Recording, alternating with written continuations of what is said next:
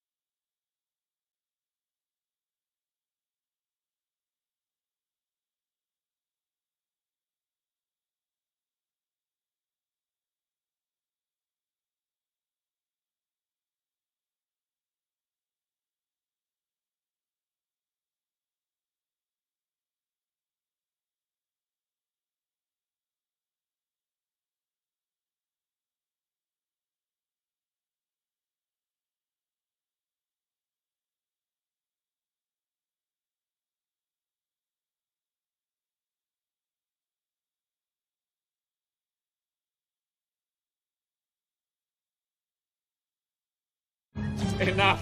I will hear no more of this Hebrew nonsense. And there will be gorilla shit all over the army.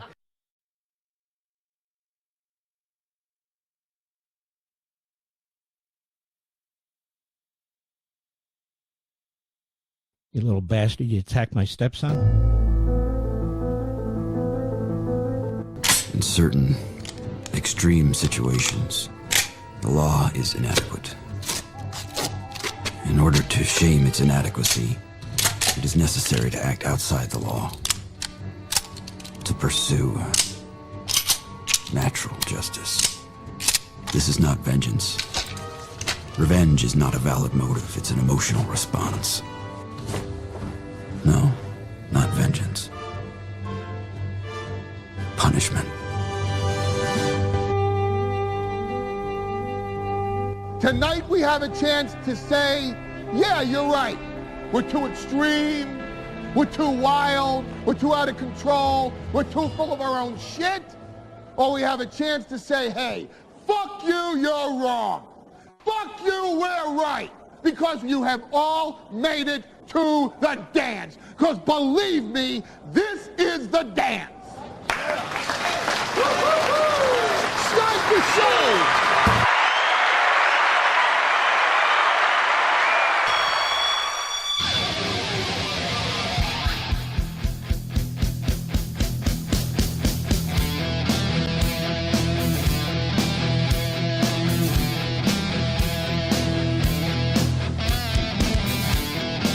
Good evening, boys and girls, ladies and gentlemen, children of all ages. Welcome to the show. It's the Steel Toe Evening Show, the first one of the year. Let's start it off strong. It looks like you guys might be getting 3 hours out of me tonight. Goddamn holidays, not doing any shows, memberships drop off. So now you and the morning show went ham on those memberships this morning. 28 from 400. 400, I know, right? And as you know, when we hit every 100 milestone, we give the audience an extra 30 that show as a thank you. I haven't shown myself on the screen yet. And the reason I haven't shown myself on the screen yet, I'm having a good day. I feel good. Got a lot of good basketball in, good lifting in. Got to listen to my Vikings podcast for the end of the year. So I'm feeling good. The morning show went amazing. Didn't quite get to 800, but, 750's nothing to sneeze at. Followers keep going up. Subscriptions keep going up, especially on Rumble, but a little on YouTube as well. Views are going up, which I love. Unique viewers going. All the metrics I need. Rumble Creator Program statistics going up. We had our best year ever in December on Rumble. I appreciate it. So I'm feeling good, and I've got a lot to be excited about and a lot to be thankful about with you guys. So I decided you share with me, I will share with you. You know how I said that I have a chip clip holding my glasses together in the upper left of that left lens, my left, not yours? I figured, you know what? What the hell? Let the audience see it. Let the audience see your disgusting chip clip that's keeping your glasses on your head. When my headphones are on, it's okay. It holds my glasses on. It's easy.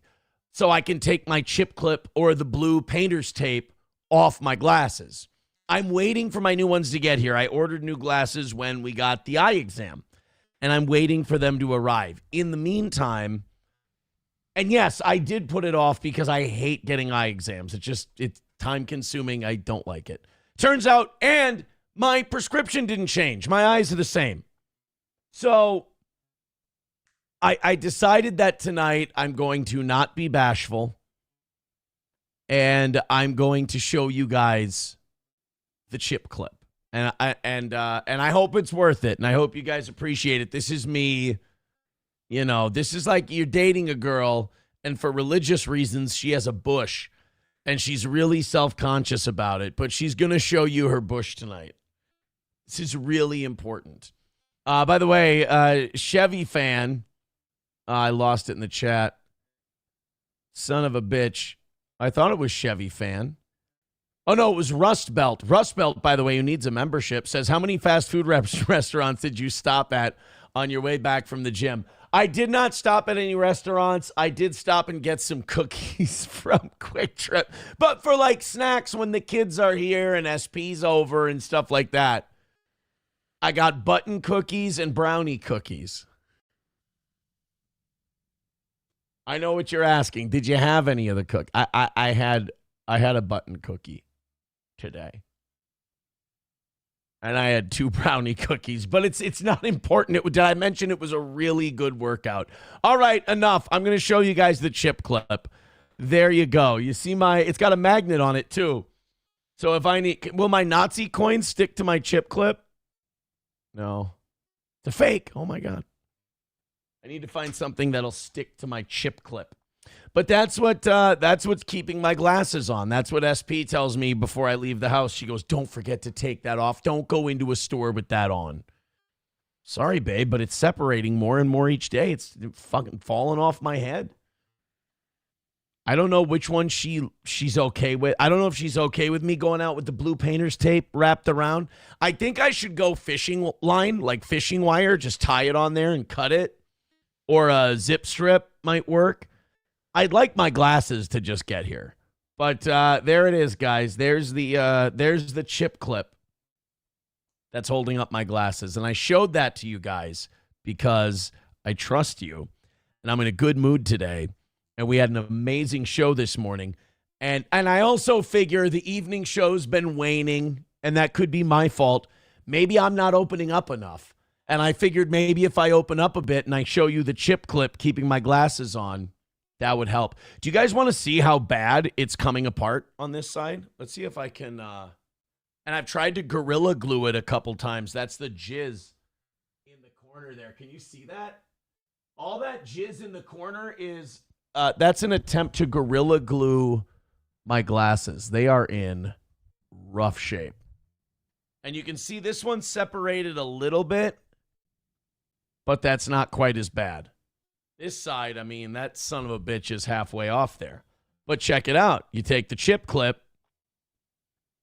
You put the chip clip. Let's really put it on there, and all of a sudden, all better. All better. God, I got the greasiest face in the whole wide world. I clean these glasses off every day. Now, you see, if I put these on, this one will fall. It'll come off. Watch. Just give it a second.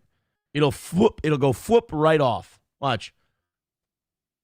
Do it, you cunt. You're making me look stupid in front of all my friends. Almost 100. How many? Oh, there's 120.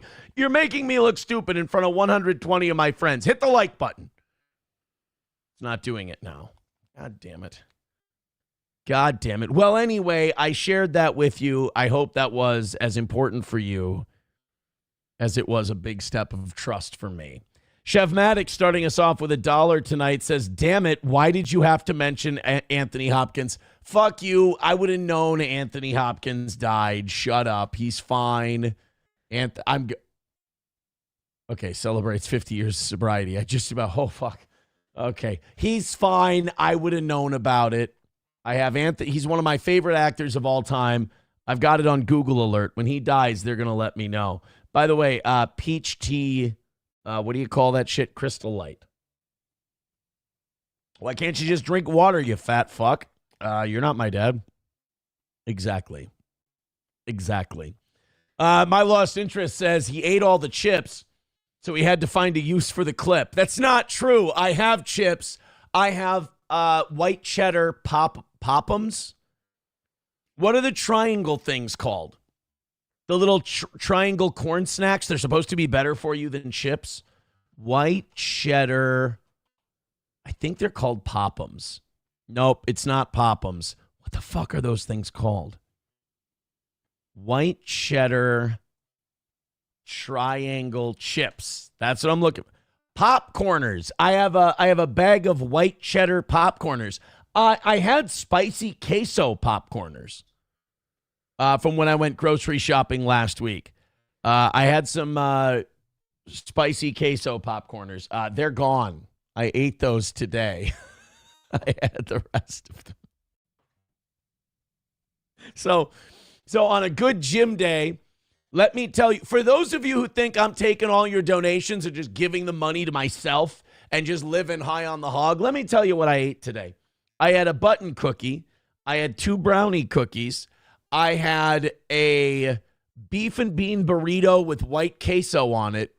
I made 2 rectangle hash browns with that. I had a beef stick. I had some garlic cheese curds, not fried, just the cheese. And the spicy queso popcorners. And that's it. And that's all I'm having today. That's it. I'm done. I'm not eating anything else. I don't eat after the show. Taste Fairy Ialto says, just get the laser surgery. I don't mind having glasses. I just don't like when they break. That's all. Ivana Tinkle says, get the laser surgery and the hair transplant. SP did something to me yesterday and she knows it's mean. She grabbed 4 hairs off of my pillow last night. She's watching Better Call Saul for the first time. I got her to watch Better Call Saul. It's my second time through. Love that show. That and Breaking Bad. She's watching Breaking Bad after that. Fantastic show. I might like Better Call Saul more. But we were watching Better Call Saul, and she found 4 hairs on my pillow and felt the need to point it out to me. I didn't need to hear that.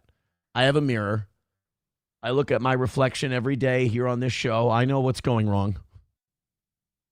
I'm prioritizing. We gotta fix the sagging face. You know, I got to lose as much weight as I can. I still think I'm going to have the sagging face because I think that's age-related. But there's not really a lot I can do about this without wasting ungodly amounts of money that I really don't feel. I feel like that can go to the kids.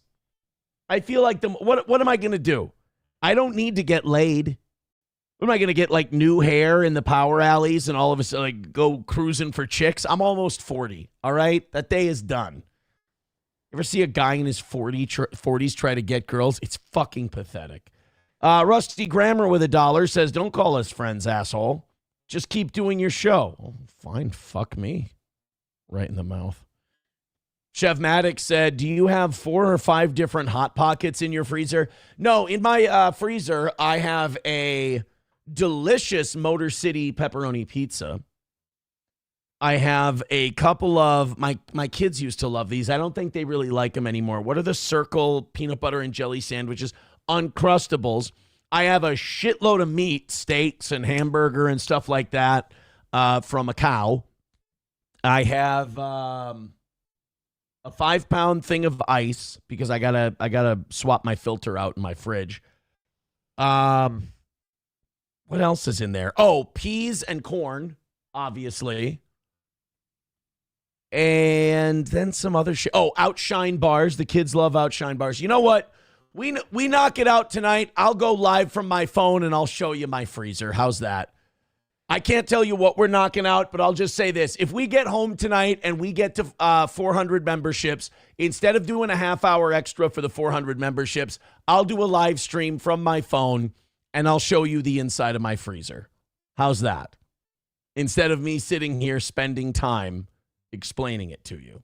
Waylon says 229 pounds. Holy fuck. I'm not 229 pounds. I did step on the scale before tonight's show, though. I am at 227. That is unacceptable. We're going to get that back under 225 in this week, and then we're going to start making our move towards 215. Thank you very much. Redbird with $1 says, instead of replacing a bag of completely shit food with half shit food, try some self-control. I hear it comes in handy during a midlife crisis. Where have you been the last 2 years? Didn't you hear that I already had my midlife crisis? Thank you very much. My midlife crisis got addicted to cocaine. Shook me out of my midlife crisis. That and my beautiful lawyer. She could be, McBuster says she could be Wiccan and going to cast a spell with your hair. I would know that by now. You Need Me More says, and what's going to happen if SP gains 60 pounds? It won't. She gains 60 pounds. What if a nuke hit the earth, right where I live? What if an asteroid hit the planet, gains 60 pounds? What, does she hate herself? Of course she's not going to gain 60 pounds. I don't even think she's going to gain 6 pounds. But I would love her all the same. That's the right answer. That's the right answer. My Lost Interest says, wear a hat and duct tape the glasses to the brim. Both problems solved. You're welcome. God, where there's a will, there's a way, Rusty Grammar gifting a membership to Rust Belt. Thank you very much, buddy. 27 more of those, and I'll show you my freezer. How's that? Papa Shop says, I'm one of those carnival guys that can guess height and weight. Aaron is 232. Aaron is not 232. Stop it. Nicole says, leave Nighthawk alone. Shut up. Oh, God. I'm not Nighthawk. My Lost Interest says, why not shoot for 230? For the show. Hit the like button. Sam Show Loves Jewish Dick says, wow, what a treat. We get to see Aaron's freezer. You fuckers asked. And then I realized it was really boring for the show. So I'm like, if you really want to know, I'll do it later. Pay the man. Jesus. Guy can't even have any fun anymore. Oh, by the way, I do need to thank Need Trump. Need Trump dropped 25 on us at the end of the morning show today, and I was hitting the end live stream button at literally as it popped up. So thank you, buddy. Wanna fuck? Let's fuck! We have a lot of people hanging out outside of the top 5 already this week. Again, thank you so much to the morning people. I appreciate that. Nicole needs a membership, says F117A reporting for duty. Thank you. Sam Show Loves Jewish Dick says, that's not really that big considering your height. Yeah, but I don't wear it well. I don't like the way I wear 225. I wear 215 okay. I wear 210 better. That's about my peak. 210 is where I look the best. I start getting close to 200, I start to look gaunt. And, I got this big jug head. It doesn't look good with a skinny neck and tiny body. It's odd. Nicole gifted a membership by My Lost Interest. Thank you. All right, guys, I got a question for you. This is audience participation time. What do you want for the membership drops? I have 2 options. We can go with the one we have. This one here. There's so many Somalians in this bitch. We have that one, which I feel like it still might be hot right now. Or we have this one that Victor sent me. Enough. I will hear no more of this Hebrew nonsense. All right, whichever one loses, that one's going to become the $10 drop. The membership drop will be the winner. The $10 drop will be the loser. Mountaineer says your third chin is showing. It's not nice at all. None of that's nice. Mountaineer needs a membership. So does the Cleaner. Cleaner says you have a tiny head and huge fat tits. My Lost Interest needs a membership. He gifted one. I think somebody should gift him one back. Thank you, guys. All right, let's get into some stuff. I think we've all said our hellos. I trusted you guys with my vulnerabilities, and once again, I reminded myself that that's never a good idea. And I think that should always be a good place to start the show. Should always be a good place to start the show that I'm reminded, oh yeah, don't ever give these bastards an inch. The Real Jack says, is that 50 Cent saying there's so many Somalians in this bitch? No, it's just a guy. I think it's a guy either at Valley Fair in Minnesota or the State Fair in Minnesota, one of the two. There's so many Somalians in this bitch. I really don't think that guy sounds anything like 50 Cent. Rusty Grammer, shut up. I know. Sane Caesar has been writing to me since last Thursday. He's been writing in the chat if I saw that Ted DiBiase Jr.'s trial starts tomorrow where he's facing 45 years. I don't know how to say this delicately. I don't care. I don't care if Ted DiBiase, I hope he goes to jail for 50 years. I hope he fucks it up. I hope Gino's told not to talk about it and he just goes ranting and raving about Ted DiBiase Jr. and fucks the whole thing up for him. That's what I hope. Thank you, Rust Belt, for gifting a membership. You Need Me More got that one. Oh, You Need Me More. Good for you, but we still need The Cleaner, My Lost Interest, and Mountaineer to get hooked up tonight. You guys are only 25 memberships away from 400 as well. Taste Fairy says that sound clip is from Valley Fair. Well, thank you, Rust Belt. There's so many Somalians in this bitch. There we go. There we go. All right, we're ready to go. I saw some news today that I absolutely loved. Remember when, remember I said this morning that Maduro was placed in the same jail that Diddy is in? Diddy apparently has requested that the FBI transfer former leader of Venezuela, Nicolas Maduro, to his cell.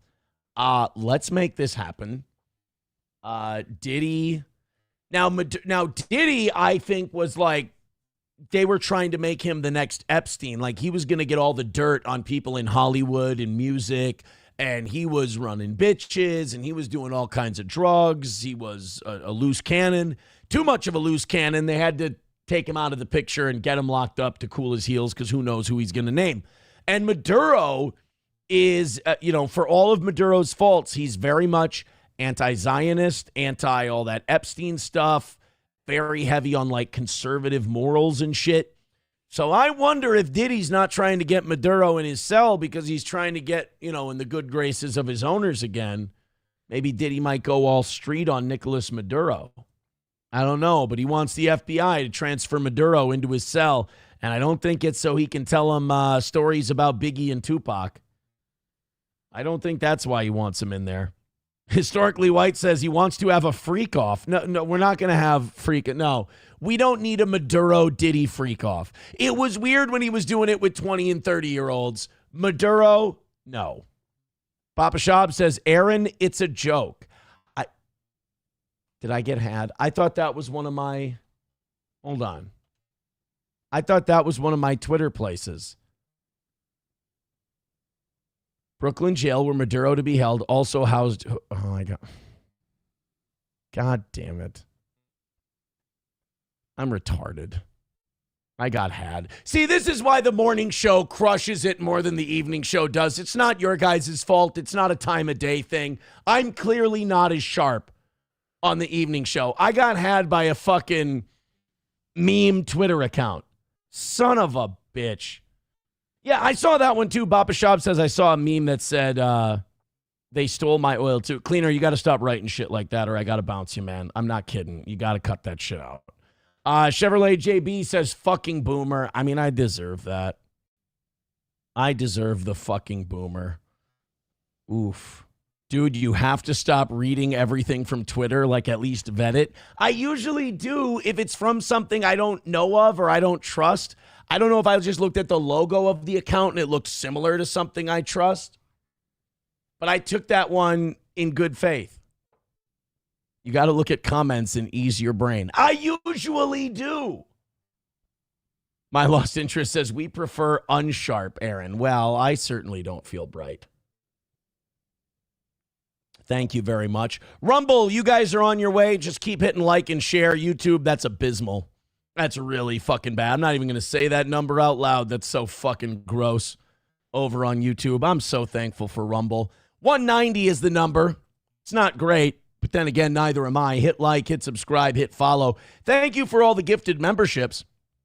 Keep those going. I appreciate it. So, okay, I may have been had on the Tucker Maduro thing, but what you do in this line of work is when you look really stupid, what you do is you try to throw the yoke of stupidity onto someone else, make fun of them, and then everyone else can laugh at them and you're off the hook.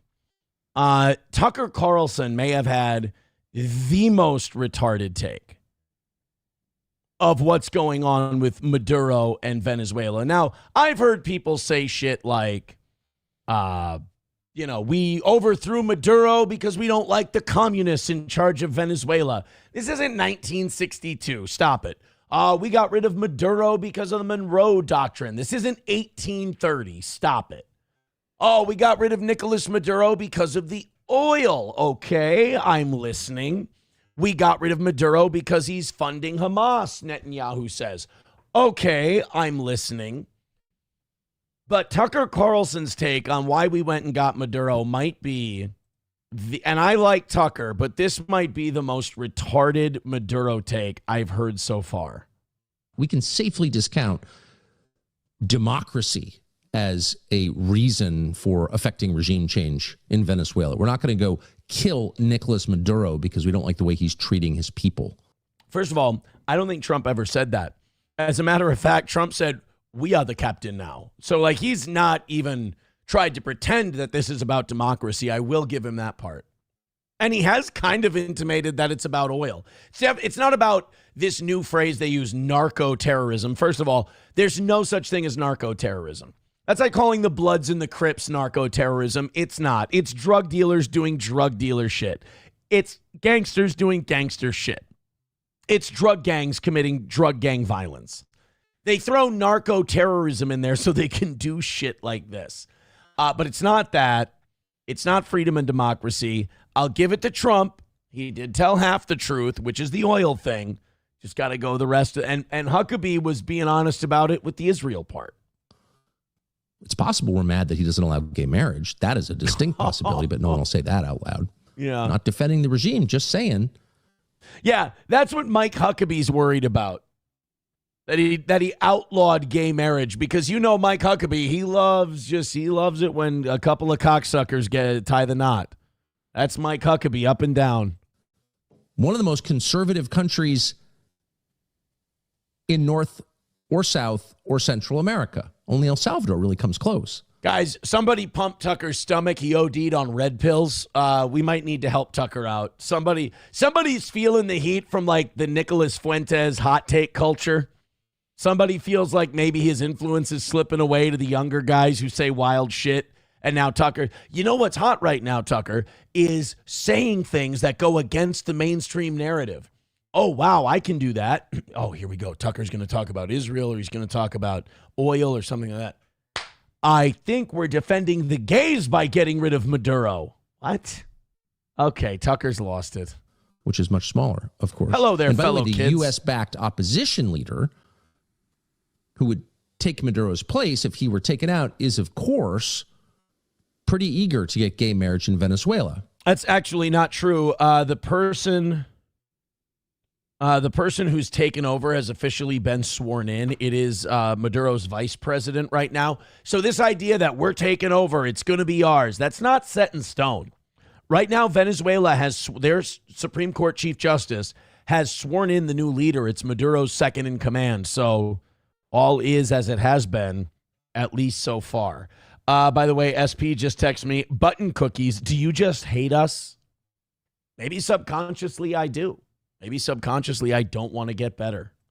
So to those of you who thought this whole project was globo homo, not crazy, actually. No, it's still crazy. Why are we trying to install this woman? It makes no sense. Well, because she'll bring gay marriage to Venezuela, and that's important. Tucker. I mean, that's what we stand for. Yeah, something, either Tucker's losing it, or somebody told Tucker some metric, or somebody told Tucker some analytics that showed that maybe he was starting to lose his edge or something. I don't know, but it can't just be Tucker sat in a room, thought about what's going on right now, and that was the best he could come up with. I refuse to believe that. Red Fox Mad with a $1.99 says, Aaron, interview Amy Klobuchar. It would be awesome. Amy Klobuchar, this was so wild. So she met with Tim Walz before he announced that he was going to not be running as for a third term as governor. And I think what happened there was essentially Tim Walz and Amy Klobuchar made a deal. Amy Klobuchar is the most popular politician in Minnesota, believe it or not. And historically, I don't even dislike her. But Amy Klobuchar, I think it's a lateral move, if not a step back, to go from senator to governor. But I think Tim Walz went to her and said, if you can promise me that you're going to run for governor, I'll drop out. At least that way I know we've got a good chance of winning. Because with Tim Walz right now, they're fucked. The Democrats are fucked in Minnesota with Tim Walz. Nobody likes him. And even the people who do like him don't like to say it publicly because it's embarrassing. But he went to Klobuchar, meeting with the godfather, the godmother, I guess, in this case. And she basically, I guess, gave him his word that she would run for governor. So now he drops out. Now the interesting thing is the Republicans, all of a sudden, everything's up for grabs. You've got Tina Smith's Senate seat. Amy Klobuchar's Senate seat would be up in 2 more years, I think. I think Tina Smith is this year, if I'm not mistaken. Klobuchar is in 2 more years. And then you've got the governor's race. So this just went from Governor Walz could be got to the governor and 2 Senate seats could be got. It's possible. I don't know. Amy Klobuchar is going to be pretty tough. They'd have to connect her to something pretty dirty, I think. But yeah, Tucker's take that this whole thing was about gays, I think that's going to outshine anything on the shitty take collection for the invasion of Venezuela. My Lost Interest says, Tucker just come out already. You think so? You think he's having trouble with the gay thing? Historically White says, Tucker had Cernovich on today. Cernovich is unbearable. I don't know if it's the lisp or what, or the fact that he's so clearly a tryhard. I've never liked Mike Cernovich. McBuster says, Tucker is definitely gay, and it's difficult to take what he says seriously because he is thinking about penis in his butt more than the USA. Is he thinking about penis in his butt? I mean, I guess technically, this is America. You are allowed to think about that, but I don't think you should be giving hot political takes if you're thinking about penis in your butt all the time. That's what made Pete Buttigieg do such a terrible job as the transportation secretary. He just couldn't get cock out of his mind. Text message coming in. Aaron, you wouldn't really back that fucking cunt, would you? Klobuchar is just a vile piece of human waste. I said I didn't hate her. I said I liked her sometimes. I didn't say I'd vote for her. She's not the worst Democrat. If you're asking me, is she the shittiest Democrat in Minnesota? Absolutely not. But you know me. I'm going to vote for whoever's a nationalist. Someone who's going to address our foreign policy being shit, us being tied at the hip to Israel, growing income inequality, and working class people not being able to afford a fucking place to live. That's an issue. Corporate welfare, corporatism. If a Republican wants to get nationalist and address that, let's fucking go. If a Democrat wants to be a nationalist and address that shit, I'll roll with that too. The problem is all of these politicians that get force-fed in front of this are all globalists because it's globalist billionaires funding all of them, and they're not going to fund them if they're going to be America First nationalists. Now, if you remove Citizens United and you remove the money out of politics and you don't let these billionaires just basically sponsor a candidate like a racehorse, then maybe we could see some interesting shit happen. But until that happens, and I'll believe that when me shit turns purple and smells like rainbow sherbet, what we're going to get is the most palatable the most palatable globalist we can, like Trump. Trump ran as a nationalist, and he governs like a globalist. He governs like the swamp, and it's been really, really hard to take. Real Jack says, did I hear nationalists? Oh, they want me to light the lamp for nationalism. Ladies and gentlemen, nationalism. Yay! We've got nationalism.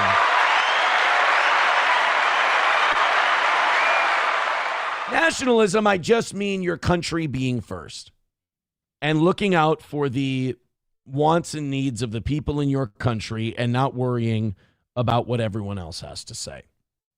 That's all. By the way, I've got it on good authority that everything that happened in Venezuela is totally fine and none of us have to worry about it. Everyone should be happy. We got what we wanted. I got this update from Fox Business today. Apparently, Venezuela's awesome. Impact on the market can be seen in oil prices. WTI and Brent firmly in the green, up about 1 3/4%, as oil traders brace for a short-term risk premium. Yeah. But long-term, does an opening up of Venezuela good for oil stocks? It might be if they see a boost in revenue and production. Yay! Oil stocks are higher today. Everyone applaud and be really, really happy. Yippee skippy. The Venezuela thing was good. Chevron and Exxon are happy. Oh, by the way, the big oil companies, their stocks went up. The thing that your gasoline is loosely priced on, West Texas crude and Brent crude oil, that went up. Yeah, who do they give a fuck about? Yay! Now, that obviously is going up because of the short-term interference in production. But long-term, the speculation is that Chevron and ExxonMobil will do very well because they'll get big government contracts to go rape Venezuela.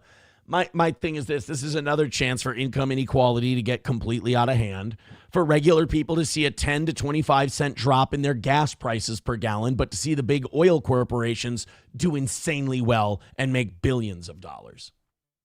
You get to save, I don't know, $5 a tank, which isn't nothing, but it ain't billions of dollars in market cap. That's for sure. So don't worry. Everything in Venezuela was totally fine. I love when I hear people backing this going, we got the oil. We got the oil. We? Who the fuck is we? What are you on the Chevron board? There ain't no we. You didn't get shit. You got the military spending money to launch this operation. You got us hated by a bunch of other countries. You got us condemned. We got condemned by a bunch of other countries for doing something highly illegal. That's what we got. We didn't get oil. I mean, we pay for the military expenditures to go take out the guy who's sitting on the oil, but the American people don't get a cut of the profits. You know, just like when we bail out the banks and save them from dying, we don't then get... the United States Treasury doesn't get a 1/3 stake in the bank, which they should. The bank just gets to keep all that money. Isn't that fantastic? Don't you love living in a... I'm going to say this. I can do this with a straight face. Don't you love living in a democracy? Fantastic. Red Fox, you know, we're way different than Russia and Putin. I just want to let you know that. Red Fox Mad with a $1.99 says Aaron wants Amy Klobuchar's daughter. She's nerdy. Historically, the Democratic women don't have the hottest daughters. So I'm going to go ahead and press X to doubt on the whole Amy Klobuchar's. Plus, her daughter can't be like old. Is she even? Don't be gross. Amy Klobuchar daughter. Abigail Klobuchar Bessler. She looks like she's gay, though. Abigail Klobuchar Bessler. No, thanks. I'm good. I'm all right. But litigation associate in the Los Angeles office of Munger, Tolas, and Olson. Oh, she's a lawyer. Lovely. Is she married? She's got a hyphenated name. Abigail Klobuchar Bessler's spouse is unknown to the public as she has maintained a private personal life. She is the daughter of U.S. Senator Amy Klobuchar and John Bessler. Okay. So she likes to keep a private life. Well, then way to go, Red Fox Mad. You're not respecting that privacy very well. How dare you? How dare you? Pablo Pacheco says, I'm Chris Hansen, Aaron. Have a seat. No. She is a grown woman. She's a lawyer. She works at a law firm. The whole deal. By the way, Pablo Pacheco, the cleaner, and My Lost Interest still need a membership. So hook those guys up. Aaron, you do realize that they, Big Oil, built that infrastructure before they went commie and narco. They are taking back what's theirs. That's true. Venezuela back in the 70s did nationalize that oil and kick all those companies out. But then again, those companies drill all the oil, take it away from the country, sell it on the private market, and leave the people of Venezuela with nothing. So those citizens of that country don't exactly see the benefits. It's kind of like their country just sort of gets raped. 222 of you checking out the show. Hit like, hit subscribe, hit follow, throw in a couple gifted memberships. Go ahead and throw in a couple of Rumble rants. I would say super chats, but I don't even think anyone's actually watching on YouTube. They're all over on Rumble and Twitter and Facebook and Kick and all those places. Thank you, guys. Hit like, hit share, and hit follow if you'd like. Okay. I know that I'm supposed to hate this next guy. I know that I'm supposed to think he's a total piece of shit. But I kind of like this guy. He's kind of based, and he's not afraid to say what he thinks. I like this guy. He's a Mamdani supporter, and there was some guy doing some man on the street shit, which everybody does now. And he was asking him about Mamdani and 9/11, apparently. He was asking him about 9/11. I don't think anybody needs to be asked about 9/11 anymore. I think we all kind of got the gist of September 11th.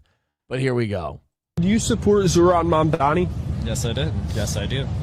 Do you think 9/11 was justified? Okay, now that...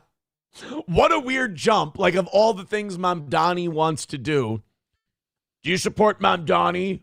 Yes. Do you think 9/11 was justified? Well, it depends. What do you think happened on 9/11? And do I think 9/11 was justified in the minds of the people who did it? Yeah. Whether it was Islamic extremists who hate us because we were backing Israel in the Middle East and we have bases in the Holy Land and they felt that we'd been fucking around in their domestic policy for decades and wanted to hit us back and see if they could back us off. Or in bin Laden's words, draw us into an unwinnable war over there. They certainly felt justified. I believe it was an operation by CIA and Mossad assets that were Muslim, that were extremists, and they committed this attack, and we knew of it, and we were going to use it to invade oil-rich nations and divvy that land up for Halliburton and make Israel feel good that all these anti-Israel dictators were being overthrown. That's what I think 9/11 was. So do I think it was justified? Fuck no. It was, if anything, it was a self-inflicted wound. Just because I'm being recorded, I will not share my opinions on this. But see, I like that. I like this guy. They're trying to tell me, like, Aaron, he's a libtard Mamdani supporter. You got to hate him. Dude, if a guy has the balls, if this guy ends up having the balls to go on camera and go, yeah, 9/11 was justified, what of it? That takes huge nuts. So you think 9/11 was justified? I'm not saying this, but I know. You're not saying it, but you're not saying it, right? I'll leave it open to interpretation. When it comes to an oppressor, whose only language they understand is violence. Oh, boy. I think violence becomes the only thing necessary to get the point across. Fucking Bates, dude. That's what I'm telling you. You can be a Mamdani. Everybody thinks these Mamdani supporters are pussies and AIDS quilts and Hands Across America. This guy's like, the guy's fucking with you and all he gets is violence. You be violent back to him. I mean, this guy, he may have a gay fucking ponytail, but for a Mamdani supporter, it's a little medieval. Especially when 9/11, when October 7th, when events like these don't happen in a vacuum. Oh, shit. So those events are justified? I would believe so. Nice! Look at this guy. Wow. I don't think there's anything worse, by the way, than douchebag young Fox News Republicans. When you're like a Jesse Waters at the age of 23, there's nothing more depressing. I mean, there's a difference between being like red-pilled or based or nationalist or whatever at 23 and being like globalist Sean Hannity Republican, like getting people to speak in sound. That's such like a 2003 Hannity trick. So you think 9/11 was justified? First of all, what does it fucking matter if he does or doesn't? It doesn't matter. It's just so you can trap him and then you can go, oh, you can clutch your pearls and go, did you hear this? This guy said 9/11 was justified. Well, if you're going to be such a bitch about it, I'm going to say it too. Coming up October 7th, 9/11, they were just... By the way, October 7th was way more justified than 9/11. Just by international law alone. Justified acts of terror. They were justified acts of resistance against oppression. In our book, in the Quran, that there is nothing in our book that's... Holy shit, that guy's a Muslim? I did not see that one coming. Teaches us to suffer peacefully. So it's justified. Terrorism is justified in the Quran? No, resistance is. But resistance could look like 9/11 on October 7th. Hey, you know what else resistance can look like? The American Revolution. You know what else resistance can look like? The uprisings in the Warsaw ghettos. That can look like resistance too. And that can look like terrorism. It all depends on who's looking through what lens. So don't give me this, again, don't give me this Sean Hannity shit where you go, can you believe that this guy said that? You little bastard, you attacked my stepson? Can you believe, ladies? Yeah, it is more of a Mark Levin thing, isn't it? Can you believe, ladies and gentlemen, that this man here decided that he was going to say that October 7th was justified? That this man says the slaughter of Jews, when Jews were killed in the middle of the street and children were murdered and had their heads chopped off and women were raped, he thinks that's great. Great. You little bastard, you attacked my stepson? I'm not saying that, no. Well, you don't have to say. You already did, right? They were justified acts of resistance. See, justified acts of resistance.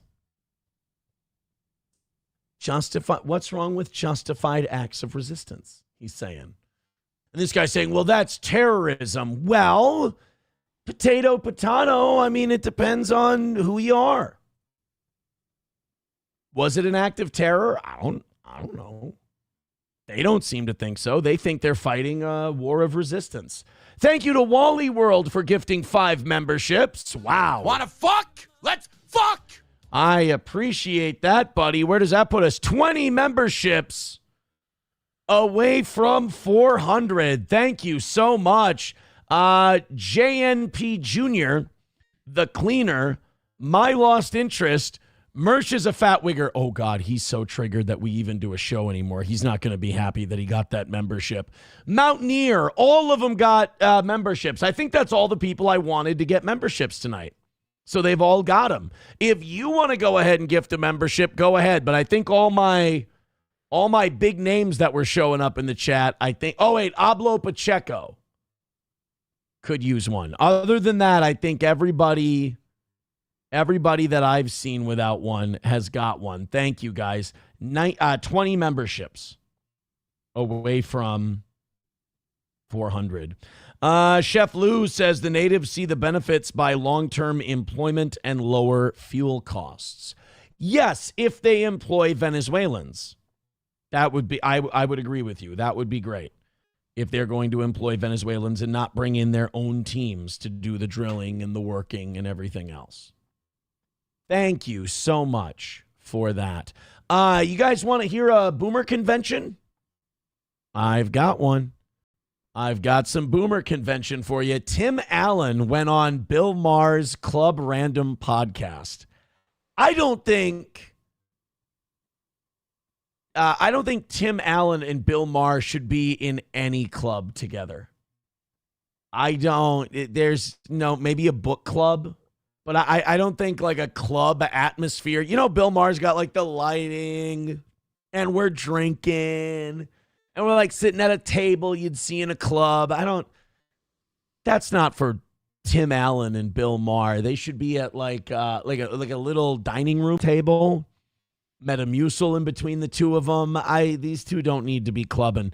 But Tim Allen is a pretty famous conservative. I mean, he's never shied away from it. He's one of the few guys who's like been able to really kill it in Hollywood while being pretty unabashedly conservative, kind of like Chris Pratt. Bill Maher, pretty far to the left, big-time environmentalist. And Bill Maher decided to call Tim Allen out on this. Now, a lot of people do this, but I think a lot of the people that call this out also usually don't like Bill Maher. So Bill being the one to call out Tim Allen for his private jet use while talking about wanting to go green and lessen his carbon footprint puts some people in a very interesting spot, I'd gather. Let's go ahead and take a listen to the grumpy old men conversation between Tim Allen and Bill Maher. I love airplanes, and because if you don't love them, certainly we love private planes. Well, no, but I love it. That's what I'm saying. I flew on one. I love when two guys are so rich, they don't even know like how elitist they're being. Like, I love planes. We love planes, don't we? Everybody loves planes. Well, we love private planes. Yeah, I mean, of course. What do you think I was saying? Like commercial? I didn't even know. Do they even still do that anymore? Go back to where Tim Allen scoffs at the idea of a commercial flight. Private planes. Well, no, but I loved it. That's what I'm saying. I flew on one. Yeah, that's what I'm saying. I mean, what am I, a fucking rube? What am I going to fly Spirit? That's for Danny Glover. One time for Disney, and they took me to 2 cities for home improvement, and they said, we're going to get you to Florida. And I said, we're fly into Atlanta. And for instance, they said, the person at Disney said, why don't you just use the plane? I go, I'm not going to ask the studio to use the plane. She goes, we fly people to Cabo for a fishing trip, and you're going to go to 5 cities to sell $1 billion worth of product. I think you deserve to take the plane, but don't pause when you ask for it. Just say, send me the plane. Don't say, please, if it's okay, if you have enough gas. I did a thing about 2 years ago. Is this just two rich guys talking about how awesome they're? Boy, I got to tell you guys, this is a relatable podcast. This is a podcast that I can really listen to these two guys and I can just feel myself in the room having this conversation with them. Oh, yeah, private plane. Oh, Disney shows. Yeah. Isn't that crazy when they do that for you? Yeah. Because I remember one time I was doing a radio show. We had a live event and I had a few too many to drink. And they let me ride home in the used Hummer that was wrapped in the station's logo. So that's, I get what you're talking about. Yeah. Should send it to you if you haven't seen it, about like people who take private planes. And I was just like saying, it was a whole thing about the environmental, which I would like to think I'm still an environmentalist. I certainly think there is an environmental crisis, but I was saying we have tried for 50 years to try the method of shaming people into doing what's right. Plainly, that doesn't work on Americans. No, it's not that it doesn't work on Americans. We can't afford the shit that you guys can. Wow, you can buy a brand new electric car. Wow, that's fantastic, guys. A lot of people who drive vehicles for a living, trucks, things like that, they can't be waiting for hours for their vehicle to charge. Okay, it's not practical. A lot of them have long commutes. They can't depend on their electric vehicle.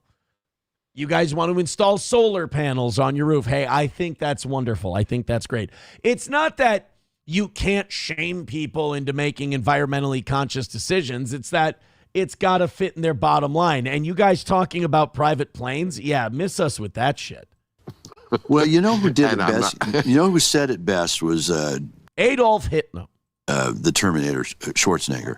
And he said it by one of those. Somebody explained to Tim Allen that Arnold Schwarzenegger is not actually the Terminator.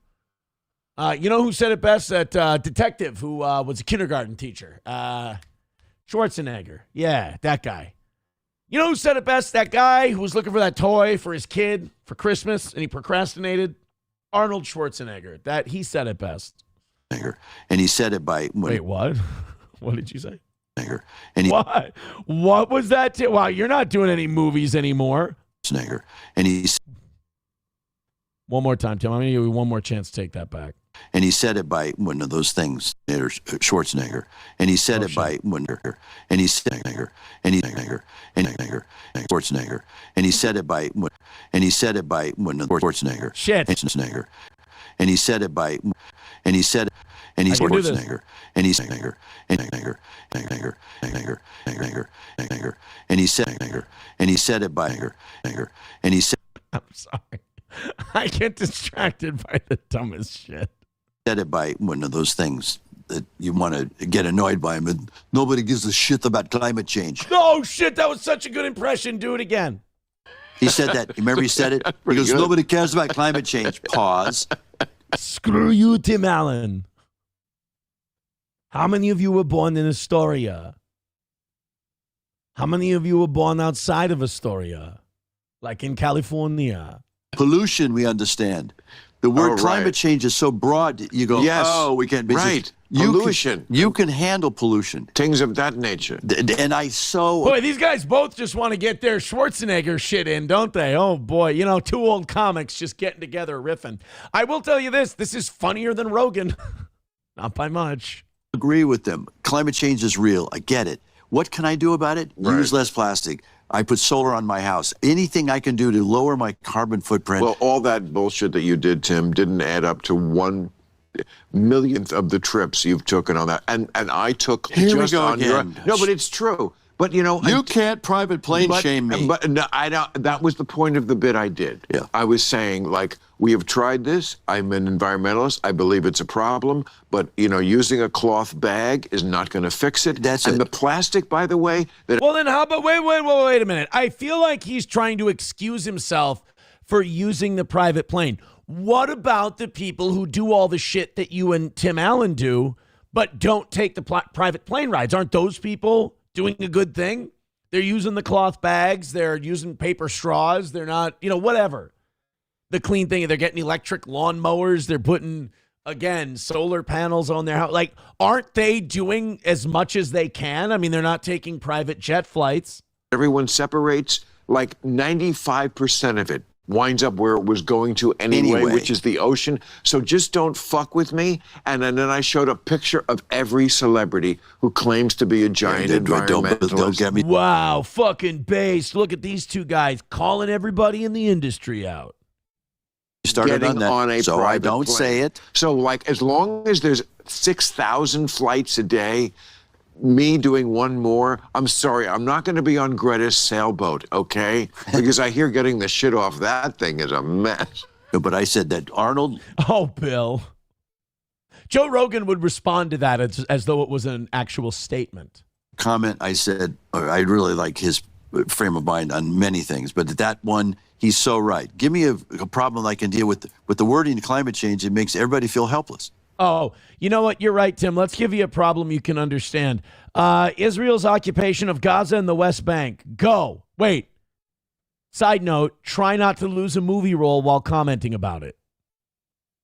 Two old multimillionaires telling you guys how difficult it is to be good for the environment because they got to take their private plane rides. I tell you, I can't wait to see the next episode of the totally relatable Bill Maher show. It's great. Kevin Soundboard says, all of our yachts. Yeah, I mean, all your yachts cranking out all of that fuel every time you take, Stefan Diggs out there to do pink cocaine and fuck Cardi B and beat up his chef. Cleaner says, Aaron trying to flex riding home in an H2. Cringe. Oh, my God. Guys, the cleaner didn't get that was... Oh, no. Oh, no, guys. I'm embarrassed. I'm embarrassed for Cleaner now. Oh, God. The cleaner didn't understand that was the get. Oh, boy. Oh, Cleaner. It's not good. Enough. I will hear no more of this Hebrew nonsense. Oh, boy. You know what? Swing and a miss. You'll be back next time. I believe in you. Kevin Soundboard says, Bill Maher only flies on Soul Plane. Yeah, that'll be the day. Rusty Grammar says, if we doubled our carbon footprint, places like Minnesota and Canada would have 2 harvests per growing season. Ooh, look at us 1%ers. Honky says, cleaner equals a Joe Rogan alt account. Yeah, it's like when Joe Rogan doesn't get, that someone's fucking around. Oof. Well, you know what? I'm not going to be too hard on him because, what did I fuck up? Oh, yeah, I thought that Diddy requesting that Maduro get into his cell with him, I thought that was real. So I don't think I'm allowed to judge the cleaner on this one. Hey, boys and girls, we are 20 memberships away from 400. Thank you so much. 240 of you checking out the toe at the moment. The YouTube number is downright anemic. Let's see if we can't fix that. Rumble, you're doing great. Hit like, hit subscribe, and hit follow. We appreciate you being here with the toe. This is a guy who apparently his daughter really had to use the bathroom. And of all the places he could stop at, he decided to stop at a Little Caesars because when you need a public restroom for some reason, we all think Little Caesars. And by the way, there is no town in America that has just a Little Caesars. All right. If you're stopping at a Little Caesars, there's like fast food restaurants around, probably a Walmart. It's not just some Little Caesars and then nothingness for the next 50 miles. So if your daughter has to go to the bathroom, I don't know Little Caesars doesn't even have public restrooms. If you've ever been to a Little Caesars lately, it's this. For poor people. No, it's you go in there and they have a service counter and you order something and they've got it hot and ready. You take it out of there and you leave. It's just barely digestible pizza. And you grab it and you go. They don't want you to hang out. They don't have tables. They don't have chairs. They want you to get your pizza and get the fuck out of Dodge. They don't want to clean up after you. So this guy goes into a Little Caesars to see if his daughter can use the restroom. And instead of going, oh, you guys don't have a public restroom? I'm sorry. I'll fuck off and go down the road where very clearly there will be a gas station or something. He decides to pick this fight with a Little Caesars employee, which, first of all, you're lucky he speaks English. And number two, the phrase pick your battles never entered this guy's lexicon because can my daughter go to the bathroom in your Little Caesars is not something you should spend more than 10 seconds on. It's either a yes, there you go, honey, I'll be out here when you get out, or, oh, no, you don't have a public restroom? Well, then in that case, I'll try my luck somewhere else. This is not a battle to fight, but he's going to pick it anyway. Okay, we're here at the Little Caesars Pizza, okay? It's a restaurant where they have restroom, but it says employees only. I just asked them, my daughter needs to use the restroom, okay? But they say, no, it's only employees only. It's a restaurant. It's a goddamn restaurant. Okay, your daughter's pissing her pants right now. Let's go. Did you see that? Go back to that window. Look at I believe that's a gas station. I believe that's a place that'll have some kind of bathroom. Like, there's plenty of shit all around. You've got plenty of places you can go for your daughter to pee. I don't know why you had to pick a battle of the Little Caesars. Jesus. I hope a little Brutus comes in and takes care of him the same way. Restaurant, but it says restroom. Yeah. Why they got this on there, I don't know. Excuse me, sir. Why don't y'all have restrooms for customers? Huh? I ask you to leave. Why? Okay, let me have corporate number. Let me have corporate's number. 1-800 Caesars. That's the corporate number. 1-800 what? Caesars. 1-800 Caesars. What store is this? 4638. 4638. Okay. All right.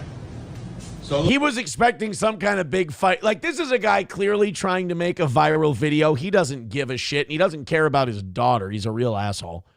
He thought he was going to get some kind of big resistance. And this guy, like anybody else, is just like, I just want you to fucking leave, dude. 1-800 Caesars. I doubt that's probably for Caesar's Palace, which I'm fine with. Just get the guy out of there.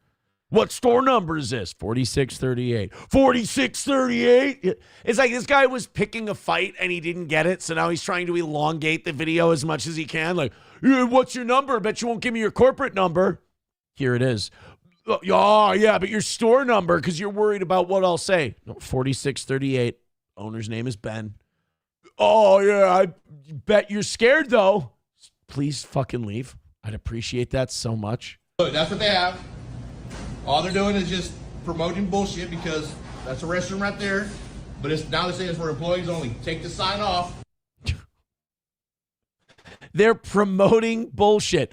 They have an employees only bathroom, and that means they're promoting bullshit, according to this dumb redneck. You know what? Here's what they should do. They should take the employees only sign off, and they should just put a trans only sign on the door and see how that goes over. I think that would be the smart way to go. Jesus Christ. I just feels like we're evolving backwards sometimes. That's all. And again, I've never seen a town where they have a Little Caesars and then nothing the rest of the way.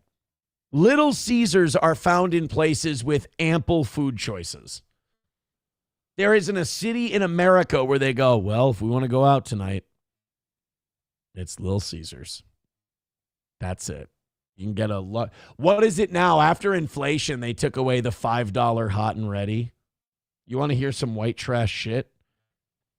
My cousin's husband has a method, or he had a method. I don't know if he still does. And I love it. I think it's a great method, but this is some white trash shit. You get the $5 hot and ready. I don't know how much it is now. You put it in the fridge, and then the next day, you put the slices on the grill. And you heat up the hot and ready that way, and it makes the Little Caesars that much better. And it works. It works. Anna Walz says, meanwhile, the kid's about to burst. Yeah, no shit. This has nothing to do with his daughter. Nothing whatsoever. That girl is actually standing in a puddle of her own piss while he's making that video because he needed to go viral. Jesus. I mean, and he goes, it's a restaurant. It's a fucking counter. That's all it is. It's a counter where they throw slop shit grease pizza at your dumb, fat Midwestern face and expect you to leave just as quickly. There's nothing restaurant about that. Bro, an Olive Garden is barely a restaurant. Let's not strain credulity here by saying Little Caesars is fine dining. Fuck off and go piss somewhere else. First of all, you're in a town that has a Little Caesars. They'll probably let you pee behind the building. You're gonna, hey, you're a dad. Be creative. You can figure this out. Landers says, fucking male Karens. He's such a badass making this video. Yeah, like, what did you expect people to say? You're not gay and lame? I don't understand. Okay, faggot, what's next? Oh. Taste Fairy Ialto says, every Little Caesars I've ever seen was in a strip mall. You know, they'd probably do very well in the black community. Just change it. They should have changed it to Little Caesars or Little C's a long time ago, and they would have cleaned up by now, like Magic Johnson's movie theaters. Are those still in business? I don't even know.